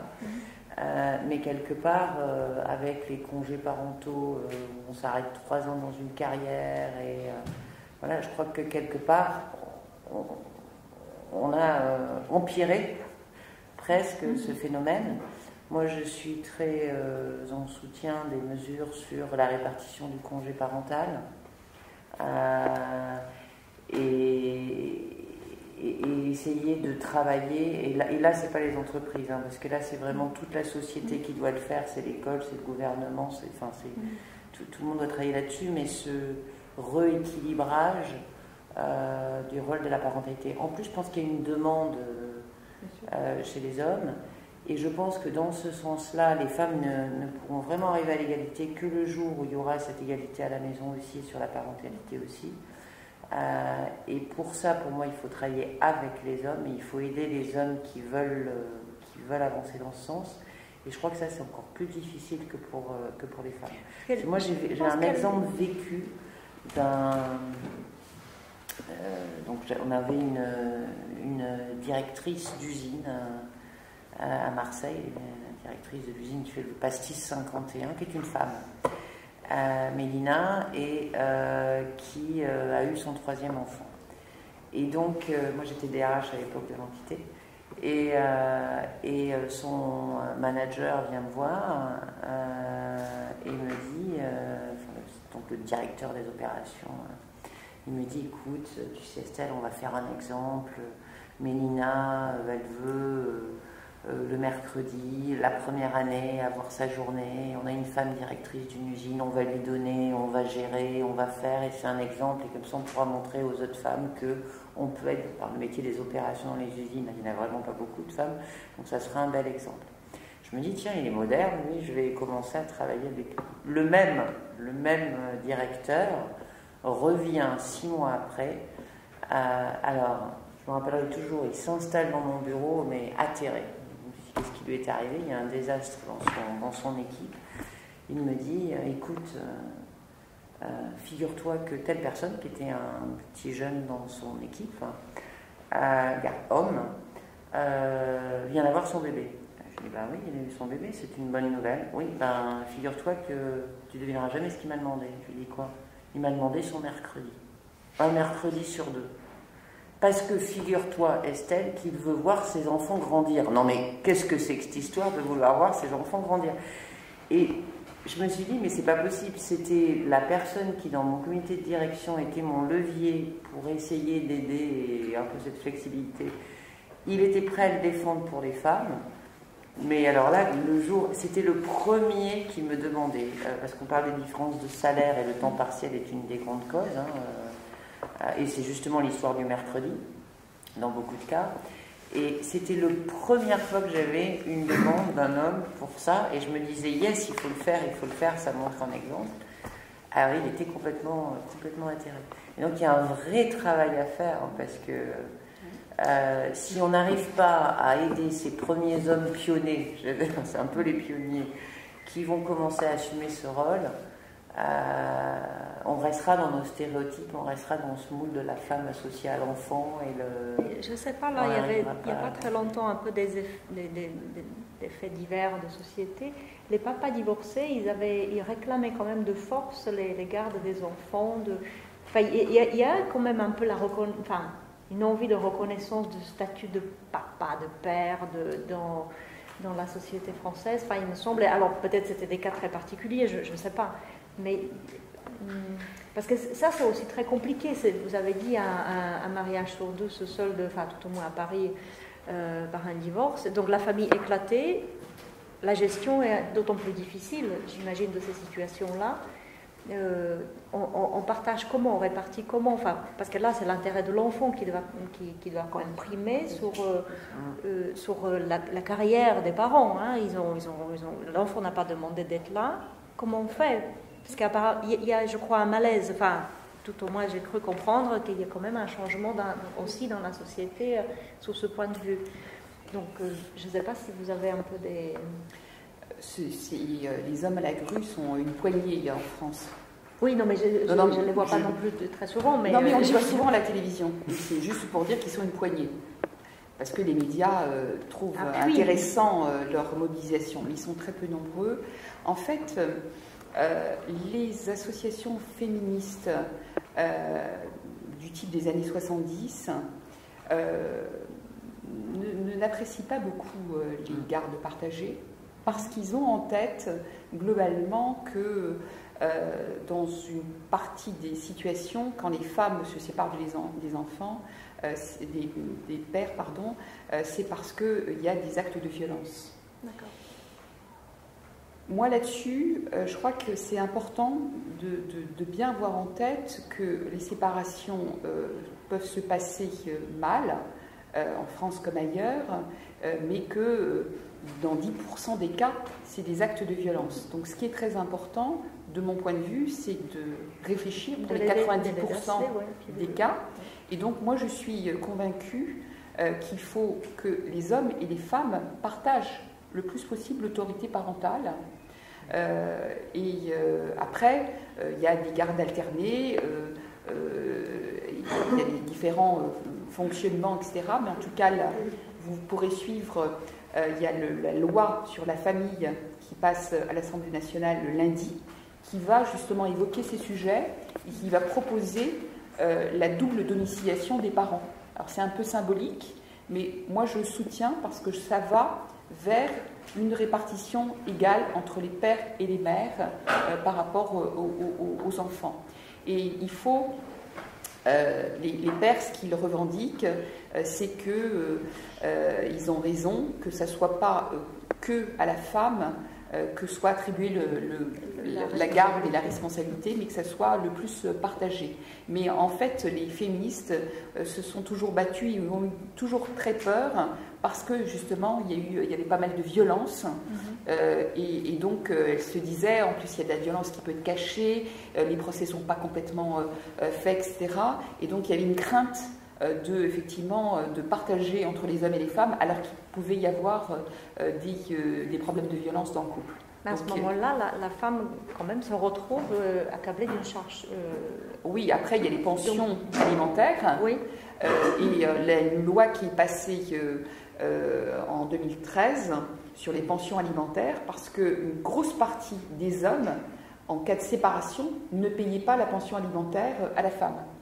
Et donc là, il y a une loi qui est donc passée l'année dernière qui fait qu'on va réclamer la pension alimentaire aux hommes pour effectivement qu'ils les donnent aux femmes et donc forcer un peu les hommes à payer des pensions alimentaires qu'ils doivent. Et sinon, en attendant, en fait, il y a un système par la caisse d'allocation familiale qui permet effectivement d'accélérer un peu les choses. Donc, en 2013, il y a eu un gros travail qui a été fait sur, comment dirais-je, les pensions alimentaires, de manière à ce qu'elles soient payées plus rapidement et payées aux femmes quand elles ont la garde des enfants. Merci beaucoup. Je pense qu'on pourrait discuter comme ça encore longtemps, mais vous avez peut-être envie de parler aussi. Alors, on va prendre les questions s'il y en a. Le micro ne marche plus, donc il suffit juste de lever la main, de se lever, de se présenter, de poser la question. S'il y en a. Oui. Oui, bonjour. Vous avez beaucoup évoqué les questions, effectivement, le fait que la cause de bien des problèmes vient justement de mentalité, que les mentalités doivent être changées pour qu'il y ait ensuite de véritables progrès au travail. Et je voulais savoir, selon vous, quels sont les leviers qui permettent de changer ces mentalités, quand on voit par exemple qu'en France, les débats qu'il y a eu quant à l'ABC d'égalité, qui visait justement à changer les mentalités dès l'école, et ça c'était en France, et on imagine qu'en République tchèque ça n'a pas été fait, mais qu'il y aurait également eu des résistances très fortes si ça avait été tenté. Alors, cette formation de l'ABCD vient d'une des propositions que j'ai portées, moi, au sein du Pacte pour l'égalité, parce que je suis convaincue que parmi tout ce que je vous ai dit, s'il y a une mesure phare à retenir, c'est pour moi la formation, la sensibilisation de l'ensemble des enfants, de la crèche à l'université, sur les sujets d'égalité homme-femme. C'est-à-dire que les uns et les autres, en tant qu'adultes, on a notre personnalité qui est construite en fonction de nos parents, de la société, de nos amis, de notre éducation, etc. Les enfants, je parlais tout à l'heure de Petit ours brun, le livre, et on peut citer évidemment beaucoup de lectures, induisent effectivement cette culture de l'inégalité qui existe en France. Donc pour moi c'est fondamental qu'une auxiliaire de puériculture ne réponde plus ce qu'elle a répondu à mon mari, ça fait 20 ans. Mais malheureusement, actuellement, elle peut continuer à répondre de cette manière-là. Parce qu'elle considère effectivement que mère-enfant s'y est attachée et que le père n'a pratiquement pas sa place. Donc, pour moi, cette formation est tout à fait, ou sensibilisation, enfin, pour moi, le terme formation n'est peut-être pas adéquat. C'est de la sensibilisation sur les sujets d'égalité homme-femme, parce que je pense que c'est une sensibilisation, et après, il faut que chacun, là où on est, on réfléchisse et on puisse construire en fonction si on est dans une crèche, si on est dans une entreprise, dans le public, dans le privé, en politique, etc., ou dans un syndicat. On n'en a pas parlé, mais on parle de la même chose. Et donc, moi, je crois personnellement que la polémique qui a eu lieu par rapport aux ABCD, c'est deux choses. C'est d'une part parce que le mariage pour tous n'a pas été accueilli de manière favorable par l'ensemble des Français et des Françaises, même si voilà, c'était dans le programme de François Hollande, mais en tout cas, il y a eu des manifestations, etc. Et que un certain nombre de ces lobbies ont eu peur, en fait, qu'il y ait une désexualisation. C'est-à-dire, en fait, la crainte, c'est qu'on aille vers le fait qu'il n'y ait plus de garçons et plus de filles, hein, pour dire les choses de manière très schématique. Donc, il y a une crainte et une peur en disant « Oh, si on parle d'égalité homme-femme, il n'y aura plus de garçons et plus de filles. Donc, c'est plus possible. On ne va pas pouvoir... » Moi, je peux vous confirmer que je souhaite qu'il y ait des hommes et des femmes dans le monde entier, et des garçons et des filles. C'est-à-dire que les théories comme le queer, je ne sais pas si vous connaissez aux États-Unis, où le queer est un mélange de garçons et de filles, pour moi, ce n'est pas du tout l'orientation dans laquelle... moi, je veux simplement que les garçons et les filles aient les mêmes chances, les mêmes possibilités de choisir, de réfléchir.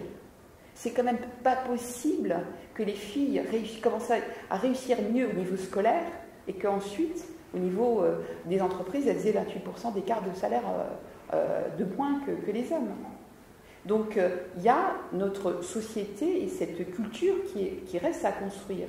Donc, cette culture, elle passe par cette sensibilisation, cette information sur ce que c'est l'égalité homme-femme, et pour que les instituteurs et institutrices, ils ne sont pas nés en sachant tout. Ils ne savent pas sur les sujets d'égalité homme-femme. Ils ne remarquent pas que dans l'école, dans la cour d'école, il y a les garçons qui prennent toute la place dans la cour de l'école parce qu'ils jouent aux gendarmes et aux voleurs, et que les filles, elles sont dans les coins et elles jouent à l'élastique. Donc il faut effectivement que les instituteurs se rendent compte de ce qui se passe dans leur classe, dans la cour, parce que les hommes qui sont effectivement et qui prennent tout l'espace dans la cour de l'école, ensuite ils prendront l'espace dans le public, ils prendront la parole et les femmes continueront à se taire et être dans les coins. Donc c'est très très important tout ce qui se construit dès le début. Donc moi je pense que cette formation est essentielle. Par contre, je pense qu'il faut bien communiquer avec les parents et expliquer, parce que les inquiétudes, elles sont légitimes de la part des parents, et les questions à poser par les parents, et donc ça s'est fait peut-être de manière un peu vite, sans suffisamment informer les parents de ce que pouvait être effectivement cette sensibilisation sur l'égalité homme-femme. En tout cas, il va y avoir un bilan, une évaluation sur cette première année pour tirer les fils et voir effectivement, pas comment évolue l'égalité homme-femme, mais en tout cas ce qui s'est passé dans les écoles en France pendant un an dans l'ensemble des écoles qui ont été expérimentées. Des réactions sur le thème de la sensibilisation en entreprise, moi je suis convaincue que ça commence très jeune et que ça commence à l'école. Et pour prendre l'exemple de Petit Ours, il y a d'ailleurs un test qui a été fait en France. Alors, je ne sais pas quel âge avaient les enfants, je crois qu'ils avaient 6, 7 ou 8 ans, enfin vers cet âge-là, où on leur a montré un dessin, vous le connaissez, un dessin avec 2 ours. Un ours est volontairement un peu plus gros, un peu plus agressif, portant un tablier, et un ours est légèrement plus petit et plus doux, est assis en train de lire le journal. Et ils ont demandé aux enfants, voilà papa et maman, qui est papa, qui est maman. 100% des enfants ont montré celui assis avec le journal comme étant papa, et celui avec le tablier comme étant maman. Voilà. Et donc c'est pour dire que ça commence très très tôt et qu'il faut travailler sur ces stéréotypes très très tôt. En entreprise, ce qu'on peut faire, nous par exemple, on a commencé à mettre en œuvre, mais c'était là au mois de janvier, moi j'ai commencé à mettre en œuvre des séries de conférences entre midi et 2, ouvertes à tout le monde. Ils viennent s'ils veulent pendant l'heure du repas, où j'invite des personnes qui viennent sensibiliser sur des sujets. Donc on en a eu une première, justement cette image, cet exemple vient de là, sur les stéréotypes hommes-femmes. On en a fait une deuxième sur les discriminations dans la publicité. Enfin voilà, et donc on a monté tout un programme comme ça, on va en faire un sur le handicap maintenant, donc là on n'est plus sur hommes-femmes, mais sur des sujets comme ça. Et voilà, je crois que par la formation, l'éducation, le dialogue. Et après, moi je crois aussi qu'il y a par l'échange qu'on casse ces stéréotypes, parce qu'il y a des études qui montrent par exemple que sur les top directeurs, ceux qui sont le plus ouverts aux politiques et aux pratiques de programmes pour favoriser l'égalité homme-femme, en fait, ils ont essayé de regarder quel est le lien, est-ce que c'est lié aux études, aux métiers, aussi ou là. En fait, ils sont arrivés à la réponse qui était, c'est ceux qui ont des filles. Et à cet âge plutôt, voilà, à l'âge de l'adolescence, du début des études, du début de carrière. Donc, pourquoi ?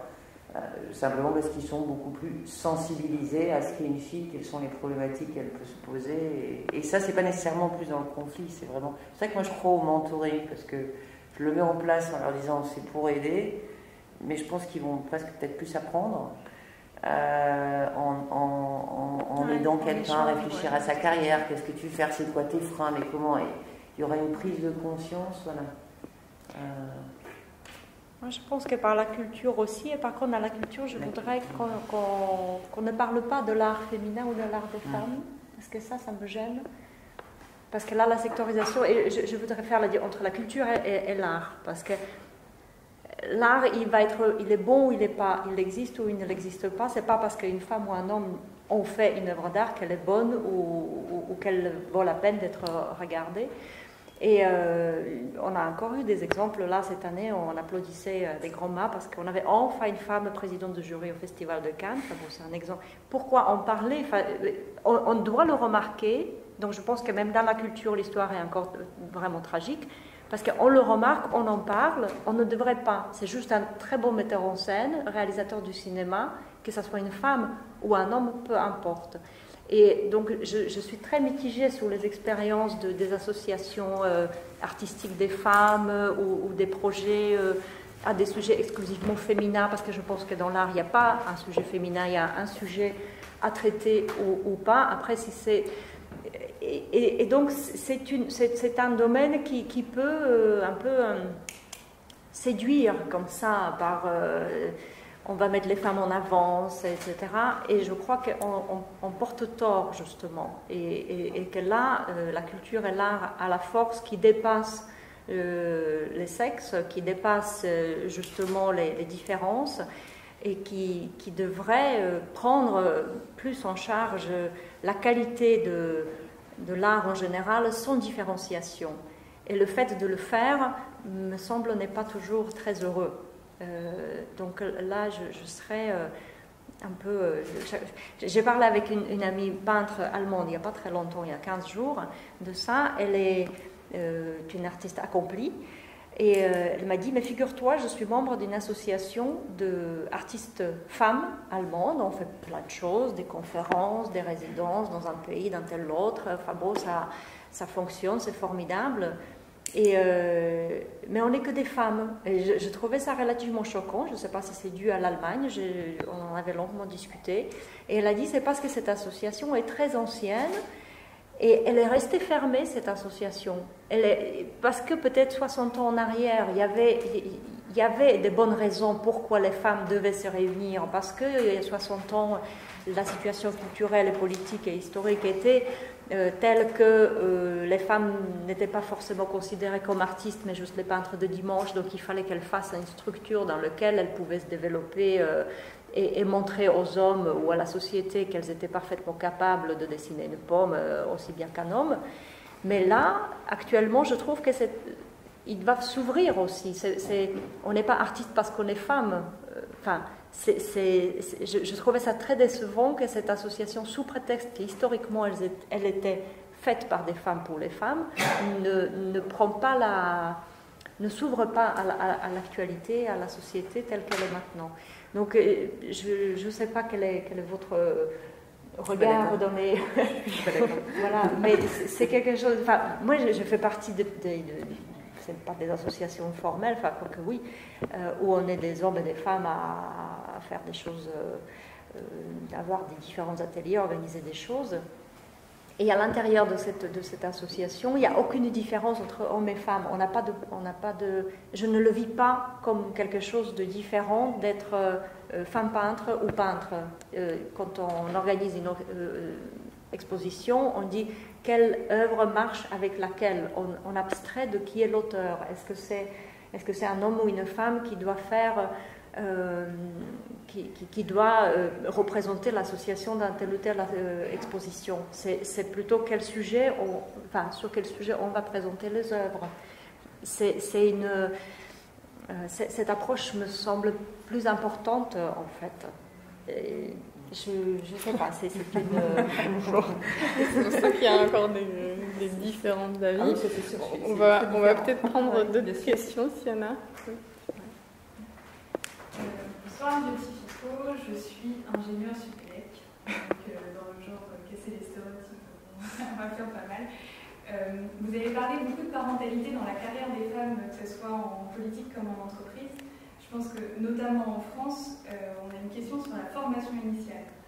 Je n'ai rien à apprendre à personne quand je dis que quand on a fait Polytechnique ou l'ENA, on a accès à des postes auxquels on n'aura jamais accès si on n'a pas fait ces écoles-là. Un constat très simple, dans les directions générales de nos sociétés du CAC 40, il y a des gens qui ont fait des grandes écoles de commerce et des gens qui ont fait des grandes écoles d'ingénieurs. Dans les grandes écoles de commerce, on est à peu près à 50-50. Dans les grandes écoles d'ingénieurs, on n'est pas à 50-50, on n'est pas depuis très longtemps et c'est un chiffre qui stagne. Moi, je suis suppélec 2009, ça fait, j'ai la chance, c'est partie des grandes écoles, mais on est 15% de filles. Et on est 15% depuis au moins 15 ans. Alors il y a des réseaux de femmes, effectivement, mais ça ne doit pas marcher super bien parce qu'on n'a toujours pas étendu la base. Et je vais vous raconter quelque chose de personnel. J'ai fait une prépa là-dessus, alors pareil, c'est pas le royaume des femmes. Et dans la responsabilité de l'école, que ce soit, je pense, au lycée comme ensuite dans les études, j'ai eu ce qu'on appelle un colleur de maths. Exercice très sympathique dans un tableau, sur un tableau qu'en général on sait pas résoudre, c'est le principe de la prépa. Et une fois, l'honneur, j'ai réussi l'exercice de maths. J'étais super contente, ça m'arrive très souvent. Et là, le colleur me dit c'est super bien, par contre, c'est vraiment une résolution de fille. Après, la clé à la main, vraiment. Oui, c'est bien, c'est réussi, vous avez bien appliqué votre cours, c'est parfait, c'était exactement ce qu'il fallait. Par contre, il manque un peu de panache. Il manque la petite étincelle qui fait la différence entre vous, les filles qui réussissez bien, qui avez appris, qui vous en sortez, et les garçons qui, quand ils le font avec panache. Maths sup, sur un exercice de maths sur un tableau, ça fait un choc. Et je pense que c'est des choses qu'on dit aux filles dans les classes de sciences, tout le temps. Et si un jour on veut qu'il y ait autant de femmes qui soient dans les comités de direction, dans les comités exécutifs, sans arriver à des quotas, il faut qu'à un moment on change la manière dont sont perçues les filles qui apprécient ou qui font des choix qui ne sont pas traditionnellement féminins. C'est vrai que, et je pense que et l'école a un vrai rôle là-dedans. C'est vrai que les parents, heureusement que mes parents m'avaient toujours dit que c'est pas parce que j'étais une fille que j'étais moins bonne en maths, parce qu'en sortant de cette école, même en ayant réussi à en ayant une bonne note, je partais de là complètement démoralisée. À partir du moment où on est ingénieur dans une société, on a fait preuve qu'on avait un cerveau qui fonctionnait aussi bien que ses collègues masculins et on s'affranchit du fait d'être une femme. Et je le dis parce que je le vis, c'est exactement ce que je vis aujourd'hui. Je suis dans l'industrie et dans une PME française, bien française. Et à partir du moment où on est une femme ingénieure, ça passe. Et en plus, ce sont des carrières bien payées. Il faut les ouvrir. Il ne faut pas que sur ces postes-là, à l'origine, on soit 15% ou 20% à Centrale Paris dans les carrières. C'est le challenge de tout ce qui est, mais à nouveau ça commence très jeune, la mixité des parcours et les choix d'orientation. Et puis même la formation des enseignants, je pense. Et la formation autour. Mais par rapport à ce chiffre de 15%, on peut dire, il y a des hommes compétents, puis il y a des femmes moins compétentes. Parce que de toute façon, au bout du compte, il n'y a que 15% de femmes. Donc moi, je ne suis pas convaincue, et c'est pour ça, effectivement, que je milite pour aller vers la parité. Mais pour moi, au-delà du contenu de la culture, que je ne vais pas aborder parce que ce n'est pas du tout mon sujet, puis en plus, je pense que c'est hors sujet. Mais les femmes qui dirigent les théâtres en France, je crois qu'il y a 3%. Est-ce que c'est parce qu'elles sont incompétentes, les femmes, qu'il n'y a que 3%? C'est ça la question. C'est la même chose que Supélec avec les 15%. Et pour moi, la culture, c'est participer à la direction des théâtres. C'est pas simplement, effectivement, être peintre et vivre sa peinture ou être, comment dirais-je, écrivaine. Dans les conseils d'administration, à la Comédie Française, etc., il n'y a que des hommes. Dans l'ensemble des responsabilités au niveau artistique en France, il n'y a que des hommes. Est-ce que ça veut dire, effectivement... Donc moi, je me réjouis, effectivement, quand il y a une femme qui est présidente du Festival de Cannes, parce que tout ça, c'est symbolique. C'est symbolique. C'est pas la panacée. Bien sûr que c'est pas la panacée. Les quotas, c'est pas la panacée. Mais on voit très bien qu'à un moment, il faut avoir une politique volontariste si on veut y arriver, parce qu'il y a des freins très très importants. Alors il faut à la fois sensibiliser, former, mais en attendant, parce que je sais pas, moi j'ai pas envie d'attendre 40 ou 50 ans pour qu'il y ait 50% de femmes à l'Assemblée nationale. Il y a un certain nombre de choses à faire. Et ça, c'est dans tous les milieux sportifs. Il n'y a que des hommes. Dans tous les... Comment dirais-je, maintenant, il y a une politique qui se met en place pour effectivement se dire, oui, les footballeuses, elles font des choses, les handballeuses, les les femmes qui font du basket, etc. Il y a peut-être des choses à voir. On va peut-être les voir en plus grand nombre à la télévision. Alors qu'on voit qu'il y a une concentration du rugby, du foot masculin à 98%. Et les femmes, au niveau du sport, il faut les voir. Pour effectivement les femmes aient envie d'être à des niveaux de compétition et faire du sport de haut niveau. Donc tout ça, c'est très très conjugué. Et l'exemplarité et le symbolique, c'est aussi très important. Ouais. C'est comme à Roland-Garros, c'est toujours le match des hommes qui est tout à fait. On parle de dimanche et voilà, et au cours principal. Enfin bon, on est d'accord. Non, mais on est d'accord. On va peut-être prendre une dernière question, parce que je sens que tout le monde commence à être un peu fatigué. Est-ce qu'il y a une dernière question? Ok, on a un public pas très, décidément pas très réveillé. Alors moi j'ai peut-être du coup une dernière question, peut-être un guise d'ouverture, plus sur votre expérience personnelle en tant que femme artiste, femme politique et donc femme évoluant dans le monde de l'entreprise. Est-ce que vous, concrètement, vous avez été confrontée à ces problématiques-là? Est-ce que vous avez vous-même ressenti des freins que vous avez pu avoir dans votre carrière? Je ne sais pas. Moi, j'ai commencé par une formation en fait d'ingénieur, et puis après, j'avais fait le programme Copernic à Paris, donc qui était très très paritaire. Je pense qu'on était choisis finalement de manière très égalitaire. Et puis, c'était peut-être dans l'entreprise de ma première expérience professionnelle où c'était le plus rigolo. On m'avait dit, mais ce serait quand même bien que tu viennes au travail avec la jupe. J'étais très surprise, comme la compagnie bancaire qui n'existe plus, donc société. Je ne sais pas, c'est pas à cause de ma jupe, mais il y avait des structures qui étaient un petit peu étonnantes, conservatrices, comme ça. On m'avait mise, donc femme, une jupe, etc. Après, dans le monde de l'art, je me trouvais relativement libre. Alors que les structures sont gérées effectivement par les hommes, je pense que là, il y a un problème de réseau. Dans la culture, beaucoup plus peut-être que dans les entreprises, où les réseaux doivent fonctionner, le peu que j'aperçois, assez fortement, et je ne sais pas trop comment les casser, qu'en insistant, en travaillant, en enlevant effectivement pour moi cet adjectif féminin à l'auteur, c'est une femme, etc. Parce que 80% de lecteurs, par exemple, c'est des femmes, alors que 80% des auteurs, c'est des hommes, enfin des auteurs lus. Ça veut dire que même quand une maison d'édition va mettre une charge publicitaire sur tel ou tel auteur, l'homme va quand même se retrouver avec un budget plus important qu'une femme. Je me demande pourquoi, parce que son livre, l'un ou l'autre texte, si on enlève le titre et le nom, on va trouver les textes peut-être de même qualité, l'émotion sera aussi forte. C'est là où je suis toujours un peu contre cette genreisation, on va dire, des artistes. Donc, c'est la seule chose enfin, seule chose. Sinon, dans mon parcours, j'avais peut-être plus des problèmes à décoder des choses en tant qu'étrangère, pas forcément en tant que femme. Mais c'est l'expérience en France, parce qu'il y a effectivement les codes, la société fonctionne autrement, et c'est toujours avec beaucoup de curiosité que j'aborde les sujets, mais des fois je suis un peu surprise.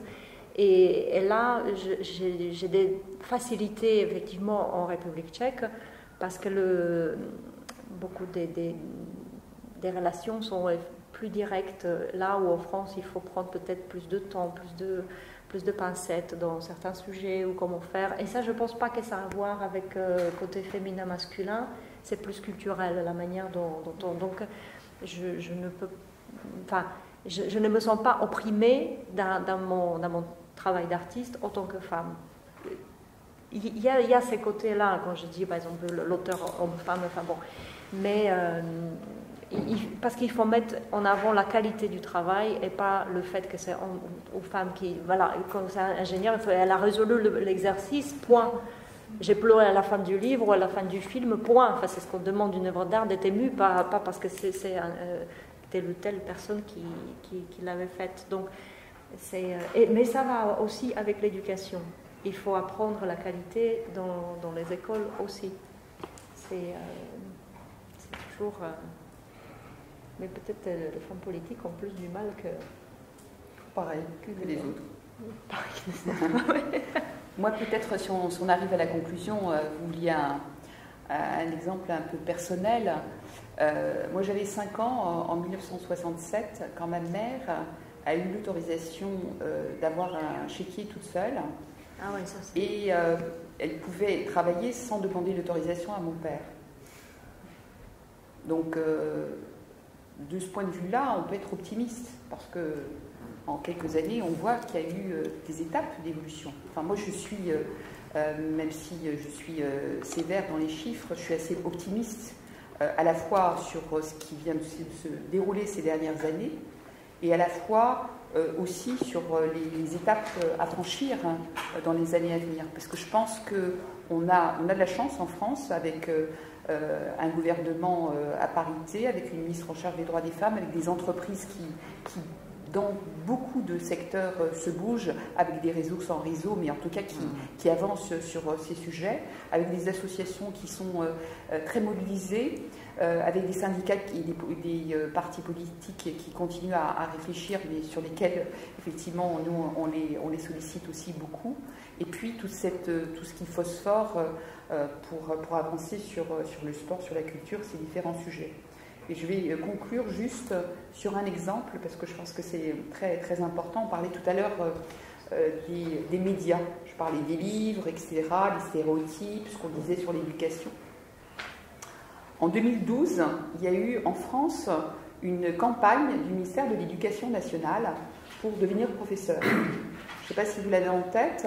Il y avait donc l'image bleue pour les hommes et l'image rose pour les femmes. En dehors des couleurs, la publicité était très très belle et a été très, très bien accueillie par les Français et les Françaises. Eh bien, dans cette publicité, donc pour l'homme, il est habillé en costume, il est avec son ordinateur, très professionnel, et on disait « je veux devenir professeur parce que j'ai de l'ambition ». Et à côté, en rose, il y avait une femme qui était globalement en jogging, presque comme si elle était en genre jogging ou pyjama, et en tout cas chez elle, donc pas du tout dans un milieu professionnel. Et elle, si elle voulait devenir professeure, c'est parce qu'elle avait des rêves. Et donc, on voit que même dans des publicités institutionnelles, qui sont très belles esthétiquement et que tout le monde adore, ça induit un certain nombre de messages. Et on voit effectivement que quand on est un homme, on peut devenir professeur parce qu'on a beaucoup d'ambition. Et que, effectivement, quand on est une femme, c'est parce qu'on a des rêves. Et on peut avoir des rêves et de l'ambition. Quand on est des hommes et des femmes, c'est ce que je souhaiterais qu'on puisse partager le plus ensemble. Je pense que c'est aussi la question comment nous-mêmes et comme nos enfants. Mais ça, c'est les hommes et les femmes.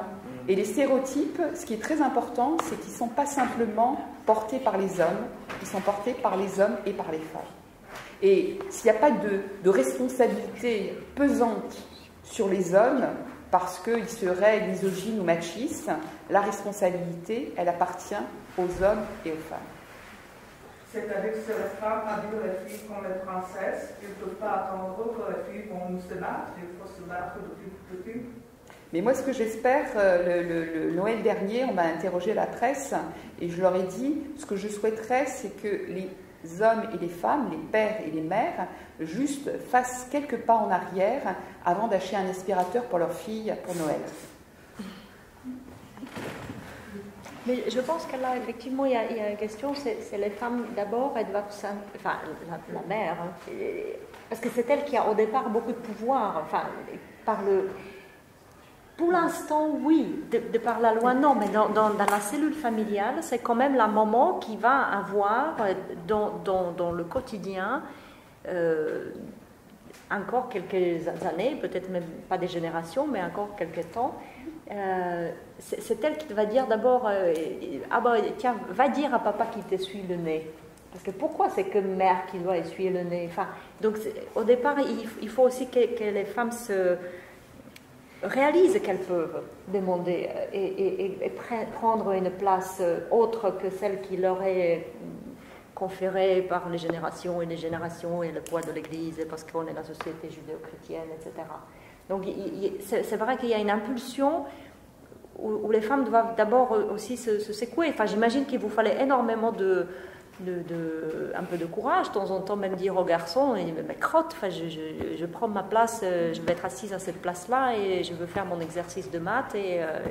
Enfin, mais on ne vous a pas nettoyé la chaise, il fallait que vous dites j'arrive et je m'y assois. Donc ces femmes à la maison aussi doivent dire bah, écoute mon coco, occupe-toi des enfants, moi j'ai comme vous avez fait.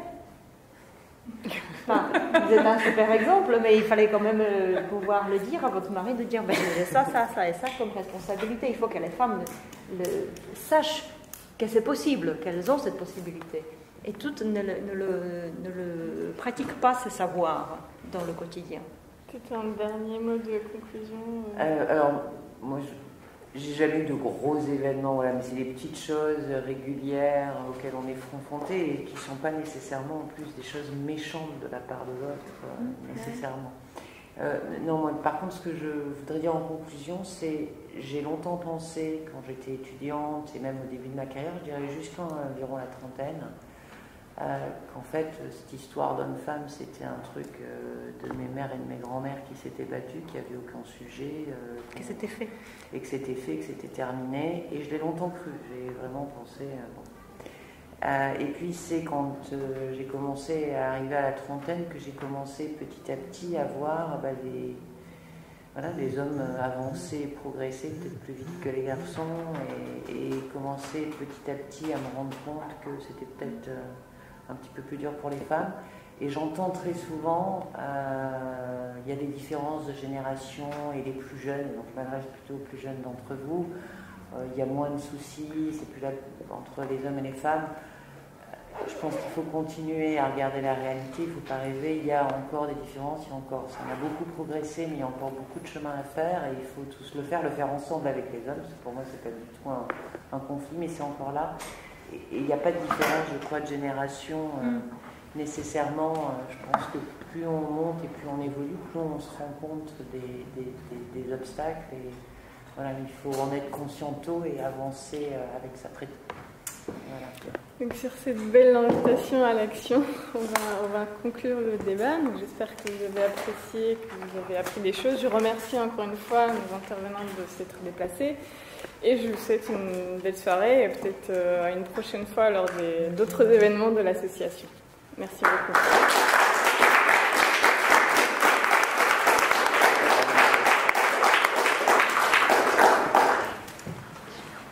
Et adhérez au laboratoire de l'égalité si vous voulez. Hein. Sur le site internet, vous regarderez. Vous avez plein d'infos surtout.